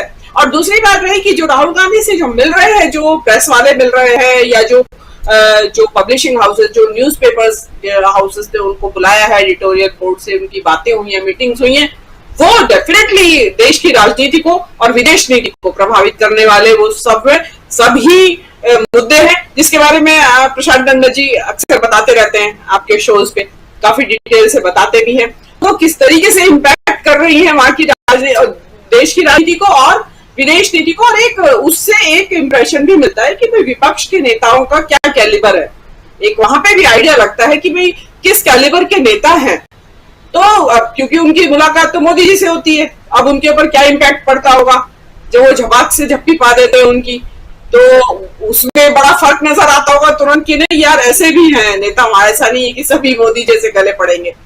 तो एक इम्प्रेशन लगता है। और वो जो परंपरा रही है, सब जगह ही नेता आते हैं विदेश के, वो भी मिलते थे पहले तो विपक्षी नेताओं से, मेरे ख्याल से अब तो मिलने नहीं दिया जाता है विपक्षी नेताओं से, कोई विदेशी राष्ट्र प्रमुख आए या कोई आए। और अभी गए हैं राहुल गांधी, तो वो भी वहाँ वैरायटी ऑफ पीपल से मिल रहे हैं, उसमें कोई उसकी बात तो है नहीं। और देखिए गए भी हैं तो घूमेंगे, और घूमने में अगर आप ज्ञान भी अर्जित करें साथ में, तो वो देशाटन कहलाता है फिर। तो जी राजीव जी। जी बिल्कुल बिल्कुल, बहुत शुक्रिया मीनू जी, बहुत शुक्रिया, बहुत बहुत शुक्रिया आपको। प्रोफेसर रविकांत जी, वही बात यहाँ अभिव्यक्ति की आज़ादी की दुहाई दी जाती है, और उधर से जब आप हर ढंग से आपका स्कोर जब माइनस में जाता है, तो फिर आप ढाल लेकर के चले आते हैं और ढाल में कांग्रेस सामने रखते हैं। किस रूप में इसको देखा जाए? डेफिनेटली देखिए, राहुल जी जो इस समय कर रहे हैं, वो अमेरिका की पूरी यात्रा के दौरान उन्होंने एक चुनौती स्थापित की। जब नरेंद्र मोदी वहां पहुंचेंगे, वो प्रतिमान स्थापित कर दिए हैं। मतलब मैं छोटी सी बात कहूं तो बिना टेलीप्रॉम्प्टर के क्या नरेंद्र मोदी बोले, क्या वो पत्रकारों के सवालों का जवाब देंगे, क्या वो ऐसे प्रवासी भारतीयों से मिलेंगे जो ट्रक ड्राइवर हैं, जो छोटे मोटे कारोबारी हैं, जो वहां के स्टूडेंट्स हैं, क्या वो उनसे मिलेंगे? ये प्रतिमान स्थापित कर दे रहे हैं राहुल गांधी। और दूसरा, जो लोकतंत्र को लेकर के सवाल हुआ, जिस पर अभी हम लोगों ने तफसील से की, राहुल गांधी जिस तरह से डेमोक्रेटिक है और वो भाग करके और अमेरिका तक अपने तमाम बातों का और अपने तमाम क्रियाकलापों के जरिए जो उसका प्रदर्शन कर रहे हैं, वो एक मानक स्थापित कर रहा है और यही चुनौती बन रहा है नरेंद्र मोदी के लिए। और जब वो लौट करके भी आएंगे तो उसमें उस जो डेमोक्रेसी की बात हो रही है, जो वाइब्रेंट डेमोक्रेसी की, राहुल गांधी जब कहते हैं कि तमाम संवैधानिक संस्थाओं पर कब्जा कर लिया गया है, चुनाव आयोग से लेकर के आरबीआई तक, ईडी, सीबीआई, इनसे तो जो छापे पड़ते हैं वो उसकी टाइमिंग भी पता होती है। इस समय लोग कह रहे हैं कि सारे विपक्षी दलों पर छापेमारी हो सकती है, क्योंकि अभी 23 तारीख को पटना में जो बैठक होने वाली है उससे खौफजदा है भारतीय जनता पार्टी। ये हालात जो इस समय के हैं, राहुल गांधी उस वक्त की नब्ज को समझ रहे हैं, लोगों से मिल रहे हैं और एक जो महामानव बना दिए गए नरेंद्र मोदी हैं, उनको असली जो मनुष्य होता है, जो नेता होता है, जो जननेता होता है, उसको दिखा दे रहे हैं राहुल गांधी कि वो असली नेता वो है जो बारिश में भीगता है लोगों के बीच में बात करते हुए, तो 4000 किलोमीटर की यात्रा भी करता है लोगों की समस्याओं को जानने और समझने के लिए, जो अमेरिका में जाकर के छात्रों के सवालों के जवाब भी देता है। ये प्रतिमान स्थापित करना राहुल गांधी का मुश्किल में डालेगा नरेंद्र मोदी को, और यही मुझे लगता है कि आने वाले वक्त में आपको ये सारी चीजें दिखाई पड़ेगी। जी, बहुत बहुत धन्यवाद आपको प्रोफेसर रविकांत जी, बहुत शुक्रिया, बहुत बहुत धन्यवाद आपको। अमलेंदु जी, अब आना चाहता हूं आपके पास। आपके बहुत चाहने वाले हैं और सब लिखते रहते हैं कि अमलेंदु जी को बोलने दीजिए, इसलिए अब आराम से आप खुल के बोलिए, जरा जितनी देर हो बोलिए, जरा उन आपके चाहने वालों के लिए जो आपको सुनना चाहते हैं। लेकिन आपके चाहने वालों को बता दूं कि कार्यक्रम को कंडक्ट करने में और फिर कुछ दो साथी जा रहे थे, उनके भी कुछ कमेंट लेना था, इसलिए ज़रूरत थी कि जो आगे हैं उनको रोका जाए। कई बार पीछे की गाड़ी को आगे करने के लिए आगे जो गाड़ी चल रही होती है उसको रोकना पड़ता है। यह उनके लिए जो हमारे साथी आपको बहुत चाहते हैं। अमलेंदु जी, किस रूप में देखते हैं राहुल गांधी कौन सी राजनीति कर रहे हैं? भाई यहाँ पर हिंदुस्तान में आए हैं और लोग बोलते हैं कि चले जाते हैं विदेश में, वहां देखिए आराम फरमा रहे हैं, और इतना ही नहीं, ट्रक की सवारी कर रहे हैं, घूम रहे हैं वहां पे। बीजेपी के लोग तो ये कह रहे हैं कि देखो वहां भी घूम रहा है। हिंदुस्तान में आकर के जाते हैं, मध्य प्रदेश में, छत्तीसगढ़ में, राजस्थान में, और पिछले 20 दिनों से कितने दिन हो गए राहुल गांधी वहीं हैं? 12 दिन तो हो ही गए, 10-12 दिन। कैसी राजनीति कर रहे हैं राहुल गांधी? राहुल गांधी शुद्ध राजनीति कर रहे हैं। पहले कहा जाता था कि राहुल गांधी जो है वो अल्पकालिक राजनेता है, मतलब पूर्णकालिक राजनेता नहीं है, और मोदी जी पूर्णकालिक जो है वो चुनाव प्रचार मंत्री हैं, ये कहा जाता था। तो मोदी जी तो अपने काम पे बदस्तूर जारी है, डटे हुए हैं, पूर्णकालिक चुनाव प्रचार मंत्री उनका काम है, तो उसमें वो अपने काम पे डटे हुए हैं, वो अपना चुनाव प्रचार करते रहते हैं। लेकिन राहुल गांधी जो है, उन्होंने बता दिया है कि राजनीति करनी है तो पूर्णकालिक राजनेता बनके ही राजनीति हो सकती है। तो राहुल गांधी अब अमेरिका में हो चाहे जापान में हो, जहां भी होंगे, होगी राजनीति, भारत की राजनीति है। मतलब दिल्ली की सड़कों पे होंगे तो भी राजनीति होगी, और मुंबई की होंगे तो भी राजनीति होगी, और वाशिंगटन से न्यूयॉर्क की सड़कों पे होंगे तो भी राजनीति होगी, और भारत की राजनीति ही संबंधित होगी उससे। तो मुझे लगता है कि भारतीय जनता पार्टी के सामने ये दिक्कतें राहुल गांधी खड़ी कर रहे हैं कि 24 घंटे चुनाव प्रचार नहीं, 24 घंटे राजनीति होगी, और राजनीति तरह की होगी। राजनीति जनता के मुद्दों की होगी, जनता के सवालों की होगी, जनता से संवाद की होगी। तो ये जो राहुल गांधी अब नई राजनीति खड़ी कर रहे हैं, मैं फिर कहूंगा, पहले भी कई बार कह चुका हूं कि ये नई राजनीति नहीं, बल्कि राहुल गांधी पुरानी राजनीति की तरफ जो है वो देश को ले जाना चाहते हैं, कि जो देश की असली राजनीति हुआ करती थी। हम लोगों ने राजनीति अपने बचपन से लेकर के युवावस्था तक तमाम ऐसे राजनेताओं को देखा है कि जो सुबह 6 बजे उठ जाते थे और 6 बजे से उनके यहाँ दरबार लगना शुरू होता था, लोग दूर दूर से आना शुरू हो जाते थे।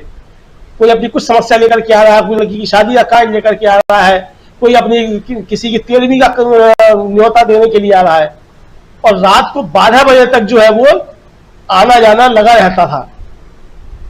और फिर रात को 12 बजे तक भी जो उनके मालूम पड़ा, उनके घर पे भी जो 200 लोग जो है वो डटे हुए हैं कि अब जो गांव से आए हैं वो कहाँ जाएंगे, तो रात को उनके घर पे ही सो रहे हैं, उनके खाने का इंतजाम भी जो है वो नेता कर रहे हैं। तो इस तरीके के राजनेताओं को हमने देखा है। लेकिन जब से ये ऐप को वाइक के जरिए आसमान से जो नेता उतरना शुरू हुए, और खासतौर से अन्ना आंदोलन के दौरान जो है वो इसकी जो थी वो पहले पूर्वाभ्यास किया गया कि ये प्रयोग सफल होता है कि नहीं। जब वो प्रयोग सफल हो गया अन्ना आंदोलन के जरिए कि पैराशूट से और कॉर्पोरेट के पैसे से जो है नेता उतारे जा सकते हैं, उसके बाद फिर हमारे मोदी जी का पदार्पण हुआ। फिर उसके बाद आप देखते हैं कि पिछले 10 सालों में राजनीति एकदम बदल गई एक तरीके से। जैसा कल भी आप कह रहे थे कि आप तमाम ऐसे लोगों को जानते हैं कि जो कभी मतलब सभासद नहीं हो सकते थे, वो सांसद चुन लिए गए।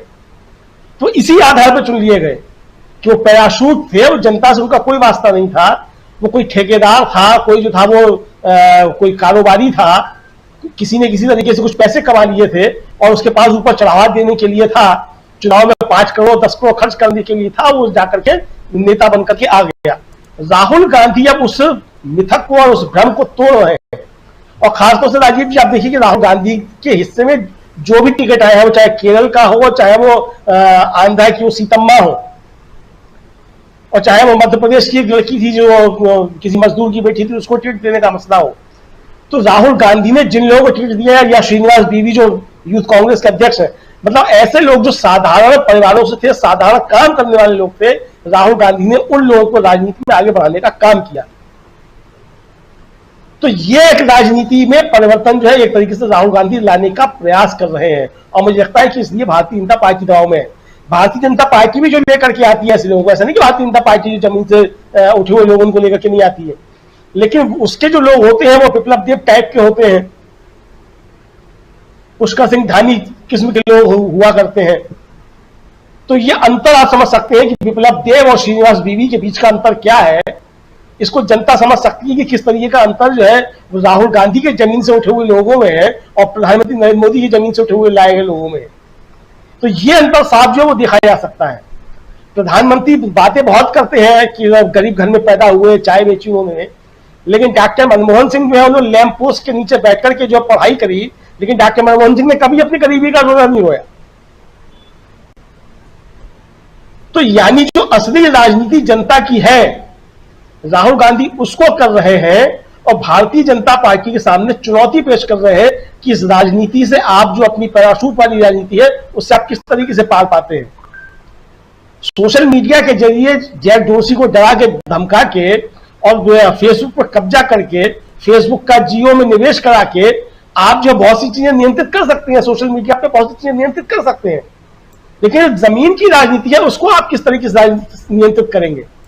और राहुल गांधी की जो भारत जोड़ो यात्रा थी वो इसी तरीके से जमीन से लोगों से संपर्क करने का एक साधन था, और ये जो फेसबुक और ट्विटर की राजनीति थी इसको तोड़ने का एक जो था वो प्रयास था। मुझे लगता है कि राहुल गांधी काफी हद तक उसमें सफल हुए, और इसलिए भारतीय जनता पार्टी की परेशानी को समझा जा सकता है कि किस तरीके से वो सोशल मीडिया पे भी जो है नियंत्रण करना चाहते हैं, नए कानून लेकर के आना चाहते हैं, जो यूट्यूबर्स है उनके ऊपर जो है शिकंजा कसना चाहते हैं, किस तरीके से मीडिया के ऊपर तो खैर वो कसी चुके हैं, अच्छे तरीके से कब्जा किया जा चुका है। अब अगर केंद्र की एक मंत्री जो है एक छोटे से संवाद सूत्र जो कहलाता है हम लोगों के यहाँ, जो मतलब सब पूर्णकालिक संवाददाता भी नहीं होता है, जिसको प्रति खबर पैसा मिलता है, अगर उसको हड़काती हुई सुनी जा सकती है कि आपके मालिक को हम फोन कर देंगे, तो आप समझ सकते हैं किस तरीके से बड़े बड़े पत्रकार जो हटाए गए हैं वो क्यों हटाए गए होंगे। तो ये जो सारी चीजें खुलकर के अब सामने आ रही राजीव जी, तो मुझे लगता है कि ये पिछले 9 सालों का भारतीय जनता पार्टी का जो क्रियाकलाप था, राहुल गांधी ने उसको बहुत अच्छे तरीके से सामने लेकर के आया है, और भारतीय जनता पार्टी के सामने चुनौतियां जो है वो यही पड़ गई है कि इन चुनौतियों से उसको निपटना आखिर किस तरीके से है। क्योंकि राहुल गांधी तो ट्रैक में घूम रहे हैं, अब मोदी जी तो ट्रैक में नहीं घूम सकते, और घूम नहीं सकते हमारे अमित शाह जी भी। अमित शाह जी अब चलिए मोदी जी के सामने तो हो सकता है कि समस्या हो गई, सिक्योरिटी की कुछ समस्याएं हो कि वो नहीं चल सकते, लेकिन अमित शाह जी के साथ तो ऐसी कोई समस्या नहीं है। हालांकि प्रधानमंत्री जब रोड शो करते हैं तो सिक्योरिटी वो उस तरीके से भी दूर हो सकती है, लेकिन अब ट्रक पे इतना ऊपर चढ़ना जो है वो अमित शाह जी के लिए दिक्कत वाली चीज हो जाएगी ना। अब सोशल मीडिया पे लोग जो थे वो भारत जोड़ो यात्रा के दौरान वो मीम्स चला रहे थे और कह रहे थे कि भाई अमित शाह जी भी जो थोड़ा कर ले भारत जोड़ो यात्रा की तरीके से 5 किलोमीटर चल ले, 10 किलोमीटर चल ले, तो खैर वो सब अलग की बात है। वो सोशल अमलेंदु जी बुलडोजर उनके साथ चलता है हमेशा, बुलडोजर पे चढ़ के ट्रक पे चढ़ सकते हैं। हाँ, लेकिन यहाँ आकर के बोरिस जॉनसन राजीव जी बुलडोजर पे चढ़ जाते हैं तो ब्रिटेन में जाकर के उनका इस्तीफा हो जाता है।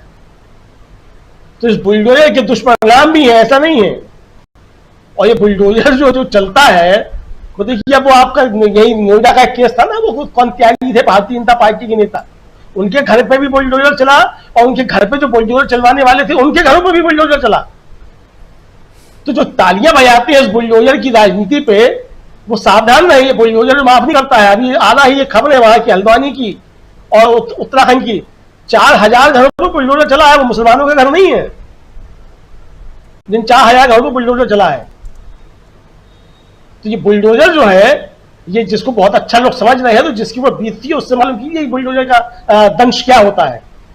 तो ठीक है, चलते हैं उनके साथ, बुलडोजर अच्छी बात है, वो बुलडोजर की राजनीति है उनकी, वो अपनी राजनीति है उनकी, वो कर रहे हैं उस तरह की राजनीति। लेकिन सवाल तो जनता के सोचने का है कि वो बुलडोजर की राजनीति पसंद करती है या जनता से संवाद की राजनीति उसको पसंद आती है। मुझे लगता है कि राजीव जी, अब जनता भी जो है उस जंजाल से निकल रही है जो भारतीय जनता पार्टी ने खड़ा किया था पिछले 9-10 सालों के अंदर, और अब धीरे धीरे जनता की राजनीति होगी, जनता के मुद्दों पे बात होगी, जनता के सवालों पर बात होगी, और जनता को भी जो है समझ में आएगा कि उसे अपने मुद्दे किस तरीके से उठाने हैं।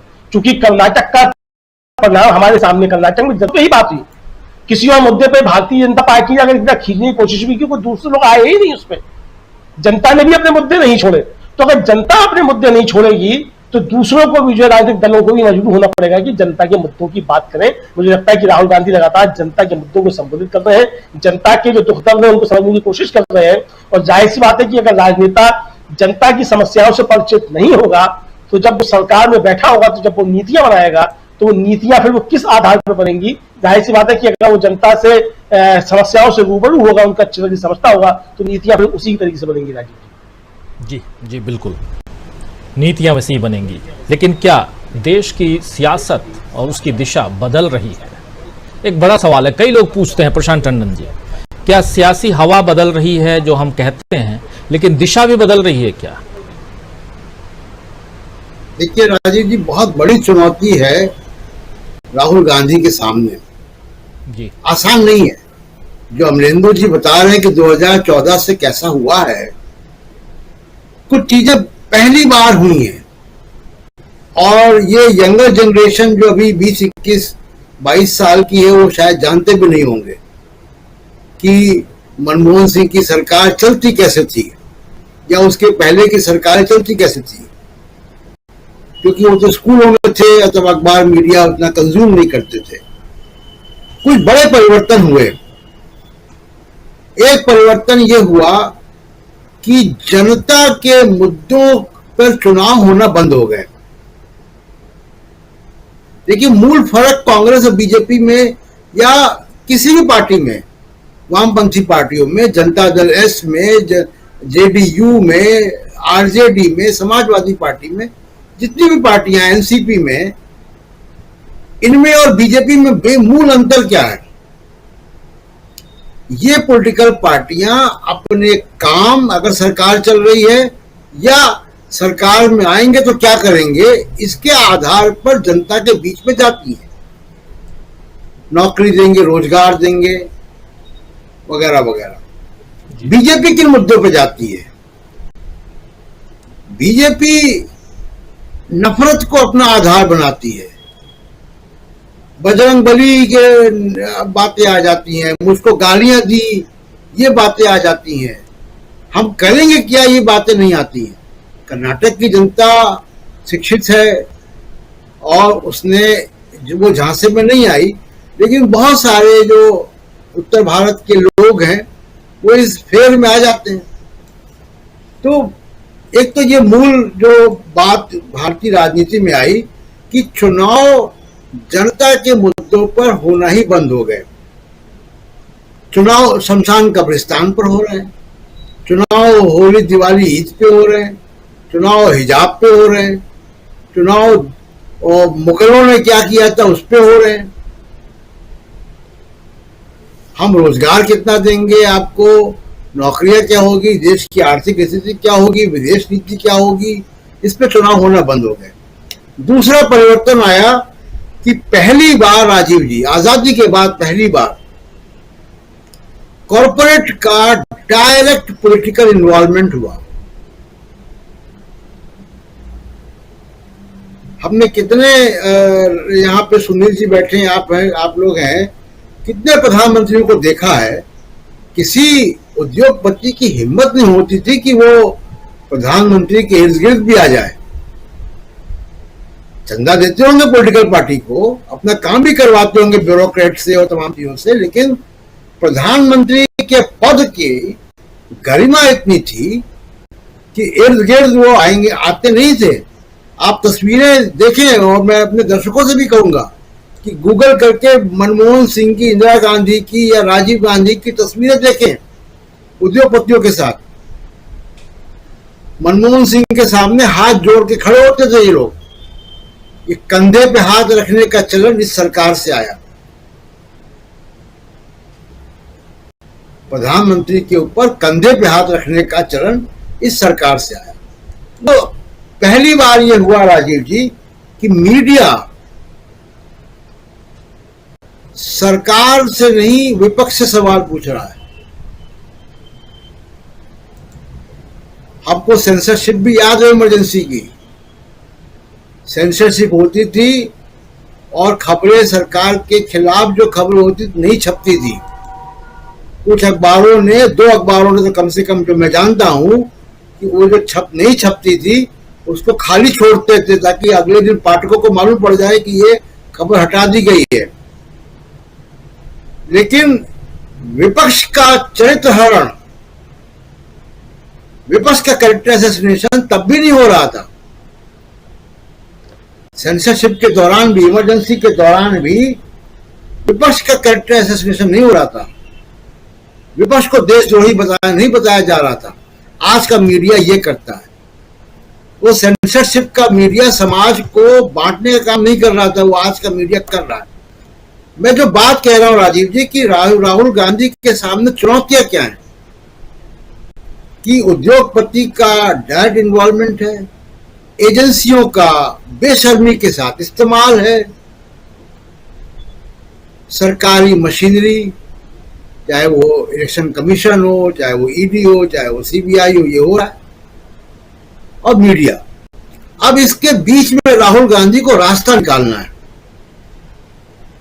मेरी समझ से वो 2 काम कर रहे हैं। एक तो वो गोल पोस्ट चेंज कर रहे हैं। जो मोदी जी का गेम है, बीजेपी, आरएसएस और मोदी और मीडिया और कॉर्पोरेट का जो गेम है, उस गेम का गोल पोस्ट चेंज कर रहे हैं कि अब बॉल यहां डाली जाएगी। और दूसरा काम वो कर रहे हैं कि इंगेजमेंट का नया तरीका इजाद कर रहे हैं। भारत जोड़ो यात्रा से, ट्रक के चलने से, गीग वर्करों से मिलने से, बसों में चलकर, ये काम जो है वो एक कर रहे हैं जो इंगेजमेंट का नया तरीका, जो पिछले 15-20 साल में 2 वजह से हुआ। एक, क्योंकि हमारे एक पूर्व प्रधानमंत्री और प्रधानमंत्री का हत्या हुई, असैसिनेशन हुआ, तो सिक्योरिटी पैरानोया, सिक्योरिटी का आतंक जो है बहुत आ गया हमारे समाज में। उससे जनता और नेता के बीच में दूरी पैदा हो गई। उसको राहुल गांधी तोड़ रहे हैं। नेता बुलेट प्रूफ गाड़ियों में, हेलीकॉप्टर में दिखाई देता, राहुल गांधी उसको तोड़ रहे हैं। ट्रकों में जा रहे हैं, ढाबे में बैठ रहे हैं। सिक्योरिटी का जो फंदा है चारों तरफ जनता और नेता के बीच में, उसको काट रहे हैं।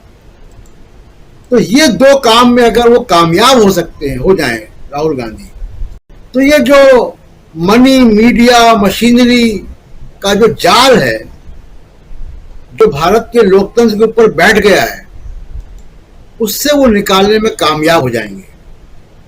दूसरी एक आखिरी बात कह के अपनी बात खत्म करूंगा कि राहुल गांधी जो बोल रहे हैं, जो कह रहे हैं, उसका पॉलिसी के स्तर पर, राजनीति के नीति निर्धारण में बहुत बड़ा योगदान है। जैसे अभी मैं बात कर रहा था कि कार्नेगी इंडोमेंट क्या लिख रहा है, अखबार क्या लिख रहे हैं विदेश के, न्यूयॉर्क टाइम्स क्या छाप रहा है, और राहुल गांधी चाइना के बारे में क्या मॉडल जाके अमेरिका में स्टैनफोर्ड यूनिवर्सिटी में दे रहे हैं। एक भी लेख राजीव जी भारत के अखबारों में नहीं छपा जो बुद्धिजीवी लिखते हैं। एक भी डिस्कशन डीबी लाइव को छोड़ के नहीं हुआ कहीं। बहुत सारे वो मीडिया हाउसेस जो सेकुलर मीडिया हाउसेस हैं वो भी सतही चीजों पे डिस्कस करके निकल जाते हैं। सोशल मीडिया टाइप जो चीजें चलती हैं। लेकिन राहुल गांधी ने अमेरिका में भारत की विदेश नीति पर क्या कहा है और उसका क्या फ्यूचर इंपैक्ट होगा, ग्लोबल उसका मतलब क्या है ग्लोबल जियोपॉलिटिक्स में, इसको समझाने का काम बाकी मीडिया हाउसेस ने नहीं किया। कॉर्पोरेट मीडिया तो नहीं करेगा, गोदी मीडिया नहीं करेगा, लेकिन जो गोदी मीडिया नहीं है उन्होंने भी नहीं किया। ये कांग्रेस को सोचना है कि इसका रास्ता क्या निकालें, क्योंकि जब तक इसका रास्ता नहीं निकलेगा तब तक वो बात नहीं बनेगी जो राहुल गांधी करना चाहते हैं। राजीव जी जी बिल्कुल, राहुल गांधी आखिर करना क्या चाहते हैं, जो करना चाहते हैं उसी पर चर्चा कर रहे थे प्रशांत टंडन जी। और राहुल गांधी के सामने चुनौतियां भी बहुत हैं, लेकिन साथ साथ क्या एक पैरेलल पॉलिटिक्स राहुल गांधी कर रहे हैं, और क्या कांग्रेस पार्टी उस पैरेलल पॉलिटिक्स में कांग्रेस पार्टी कह रहा हूं और दूसरी बात नहीं कर रहा हूं, with in the party Rahul Gandhi का साथ दे रही है। राहुल के जो साथी हैं दूसरे हैं वो राहुल के साथ हैं।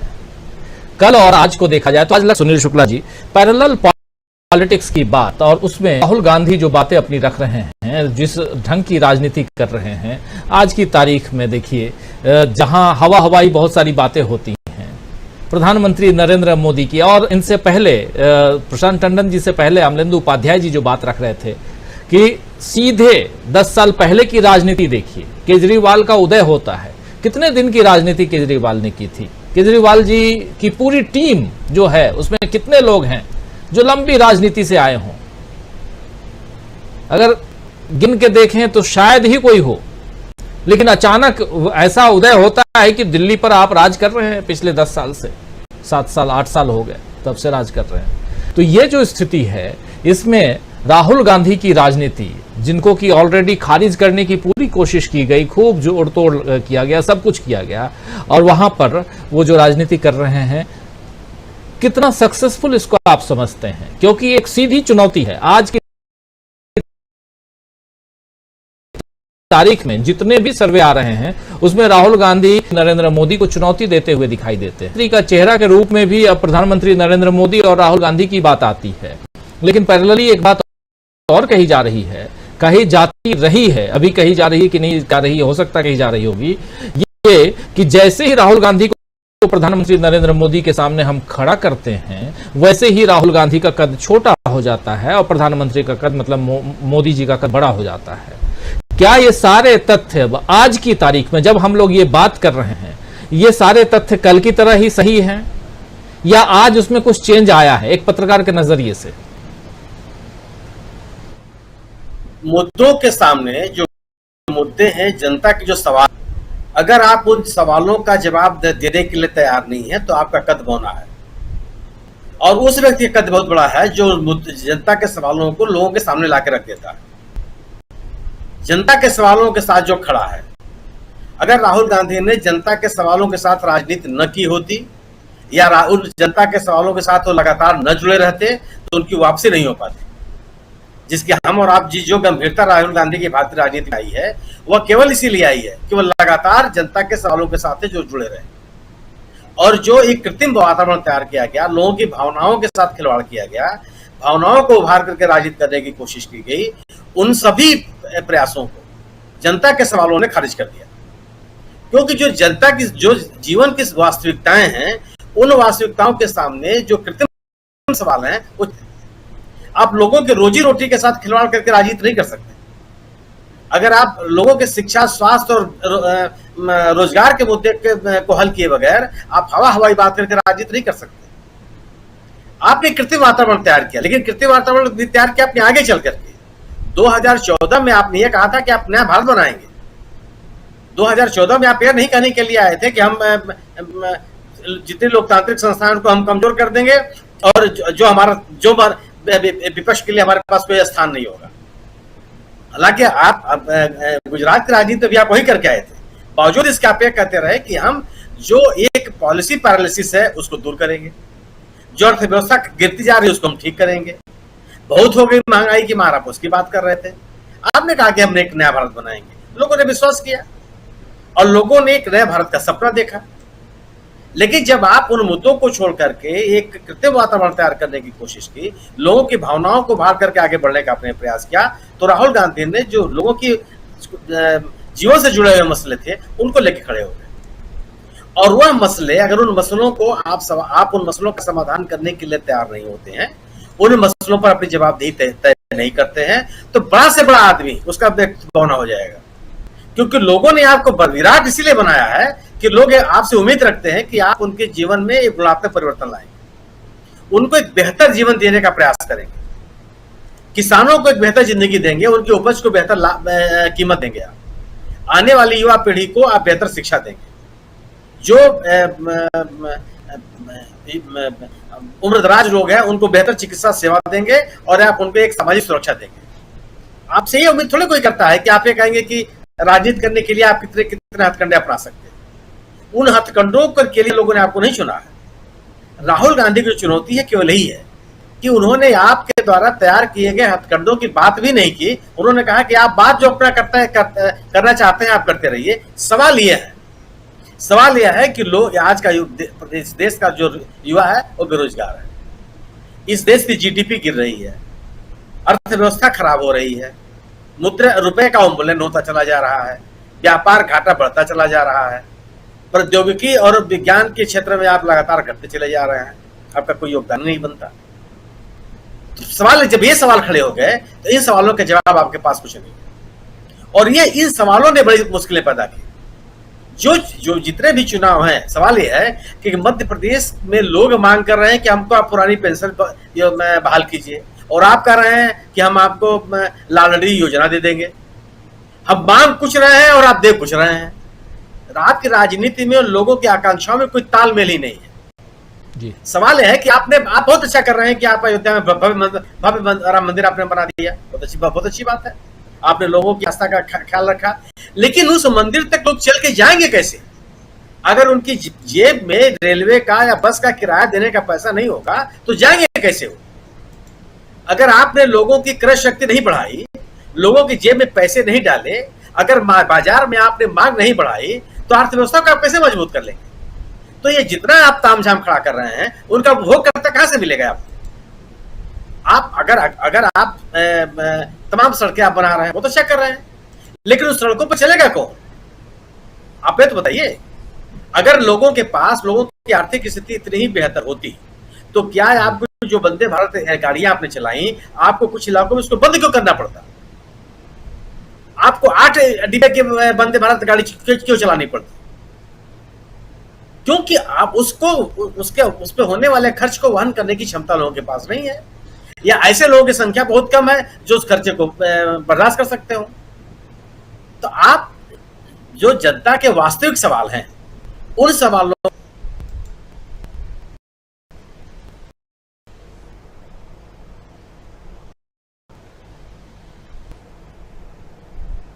आवाज नहीं आ रही है, आवाज नहीं आ रही शुक्ला जी।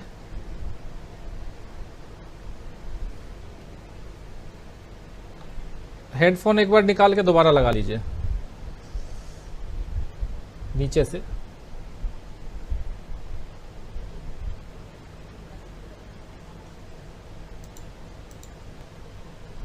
मेरी आवाज आ रही है आपको? हाँ, अब आ रही बिल्कुल। अच्छा जी। तो जी। राहुल गांधी ने लोगों के जो जीवन से जुड़े हुए सवाल थे उनको सामने लाया है, और वो लगातार वो लोकतंत्र की बात कर रहे हैं जो देश के लिए जरूरी है, वो लोकतांत्रिक संस्थाओं को मजबूत करने के लिए बात कर रहे हैं जो देश के भविष्य के लिए जरूरी है, वो संघीय ढांचे को पे हो रहे हमलों को बचाने का सवाल पैदा कर रहे हैं जो एक समृद्ध भारत के सपना देखने वालों के लिए जरूरी है, वो इस देश की अर्थव्यवस्था को मजबूत करने की बात कर रहे हैं, जो इस जो वर्तमान पीढ़ी है उसके लिए आवश्यक है, क्योंकि उसको रोजगार तभी मिलेगा जब आपकी अर्थव्यवस्था मजबूत होगी। वह आपके देश की मुद्रा की मजबूती की बात कर रहे हैं, वो तब आप, अगर यह सवाल इसलिए महत्वपूर्ण है कि अगर आप उद्योग व्यापार की बात करेंगे दुनिया के पैमाने पर, तो तभी आपको लाभ मिलेगा जब आपकी मुद्रा मजबूत होगी। वह विज्ञान और प्रौद्योगिकी को बढ़ावा देने की बात कर रहे हैं कि इसके बगैर एक मजबूत और एक समझदार समाज आप नहीं बना सकते हैं। सवाल जो राहुल गांधी ने खड़े किए हैं, अगर आप महंगाई के मुद्दे पर लोगों की बात सुनने के लिए तैयार नहीं है, अगर महंगाई का समाधान करने के लिए तैयार नहीं है, तो आप अपने देश की अर्थव्यवस्था को पांचवी बता दीजिए चाहे पहली बता दीजिए। अगर महंगाई बढ़ती रही और अर्थव्यवस्था का भाई आपका बढ़ता रहा जिसका दावा आप करते हैं, तो बढ़ती हुई अर्थव्यवस्था का लाभ आम नागरिक को नहीं मिलने वाला। तो अगर उस बढ़ती हुई अर्थव्यवस्था का लाभ आम नागरिक को नहीं मिलता, तो ये बढ़ती अर्थव्यवस्था किस बात के लिए है? सिवाय सांख्यिकी के, सिवाय आंकड़ों के, सिवाय अर्थशास्त्र के विद्वानों के। अगर कोई आपकी उपलब्धि से देश का आवाम प्रभावित नहीं होता, उसका लाभ उसको नहीं मिलता, तो वह उपलब्धि किस बात के लिए है? आप कितनी भी अच्छी अच्छी बातें कर लें, और अगर आप ये करते हैं, मतलब केवल आडंबर खड़ा करके लोगों का विश्वास कैसे हासिल कर सकते हैं आप? लोक सेवा आयोग के द्वारा चयनित अभ्यर्थियों को एक समारोह पूर्वक आप नियुक्ति पत्र बांटने लगते हैं। अरे जिनको नियुक्ति पत्र आप दे रहे हैं उनको तो पता है कि हमको नौकरी कैसे मिली है। उस नौकरी को दिलवाने में आपका कौन सा रोल है? कि आपने नए पद सृजित कर दिए, लोगों के बीच में जो बेरोजगारी की स्थिति है उसको कम करने के लिए आपने कोई अभियान चला दिया, जो खाली पड़े हुए पद थे उनको भरने के लिए क्या आपने कोशिश की, जो विभिन्न विभागों को विस्तार दे करके नए पद सृजित करके आपने कोई ड्राइव चला दिया, सेना और फौज अर्धसैनिक बलों में भर्ती के लिए कोई आपने भर्ती संबंधी कोई आपने मेला आयोजित कर दिया। किस बात का दावा कर रहे हैं आप? सवाल है कि राहुल गांधी की राजनीति का है, जो राहुल गांधी ने सवाल पैदा किए हैं, और राहुल गांधी की चुनौती, भारतीय जनता पार्टी को चुनौती देना इतना आसान नहीं है, क्योंकि जो उनके पास जो उनके पास एक मजबूत संगठन है, जिस तरह की बात वो करना चाहते हैं और लोगों के बीच में फैलाने में सफल हो जाते हैं। लेकिन सवाल एक है कि उनके द्वारा चलाई जा रही बातें अब लोगों को अपील नहीं कर रही। अगर अपील करती होती तो कर्नाटक में आपका इतना बुरा हाल ना होता, क्योंकि वो तो, और कर्नाटक राज्य के लोग तो और भी प्रौद्योगिकी रूप से बहुत मजबूत है। जो सोशल मीडिया के प्लेटफॉर्म उनके बीच में उनकी रीच बहुत अच्छी खासी है, उनके बीच अपनी बात को पहुंचा भी बहुत ढंग से लेते हैं, लेकिन आपकी बात को उन्होंने सुना नहीं, क्योंकि जो लोगों के मौलिक सवाल थे उन सवालों पर आपकी सरकार ने हमेशा मौन साधे रखा। अब जब भ्रष्टाचार की बात आप करते हैं तो भ्रष्टाचार पे आप बोलने के लिए तैयार नहीं है। वो कौन सी सरकार होती है जो अपने द्वारा शुरू किए गए कार्यक्रमों, योजनाओं और नीतियों के बारे में बात करने के लिए तैयार नहीं होती? आप नोटबंदी पे बात क्यों नहीं करते हैं भाई? क्यों नोटबंदी से कितना आपको फायदा हुआ? अब नाम तक नहीं लेते हैं। आप जीएसटी की बात क्यों नहीं करते कि जीएसटी से कितना उद्योग बढ़ गया? अब क्यों नहीं चर्चा करते इसमें? अब सवाल यह है ना कि आप जो देश के सामने मौलिक सवाल हैं, मौलिक मुद्दे हैं, जनता से जो जुड़े हुए सवाल हैं, उन पे आंख बंद करके आप अपनी लोकप्रियता काम नहीं रख सकते। और राहुल गांधी ने उन्हीं मुद्दों को लोगों के सामने खड़ा कर दिया, इसलिए इन्होंने एक बड़ी चुनौती पैदा की है, और इस चुनौती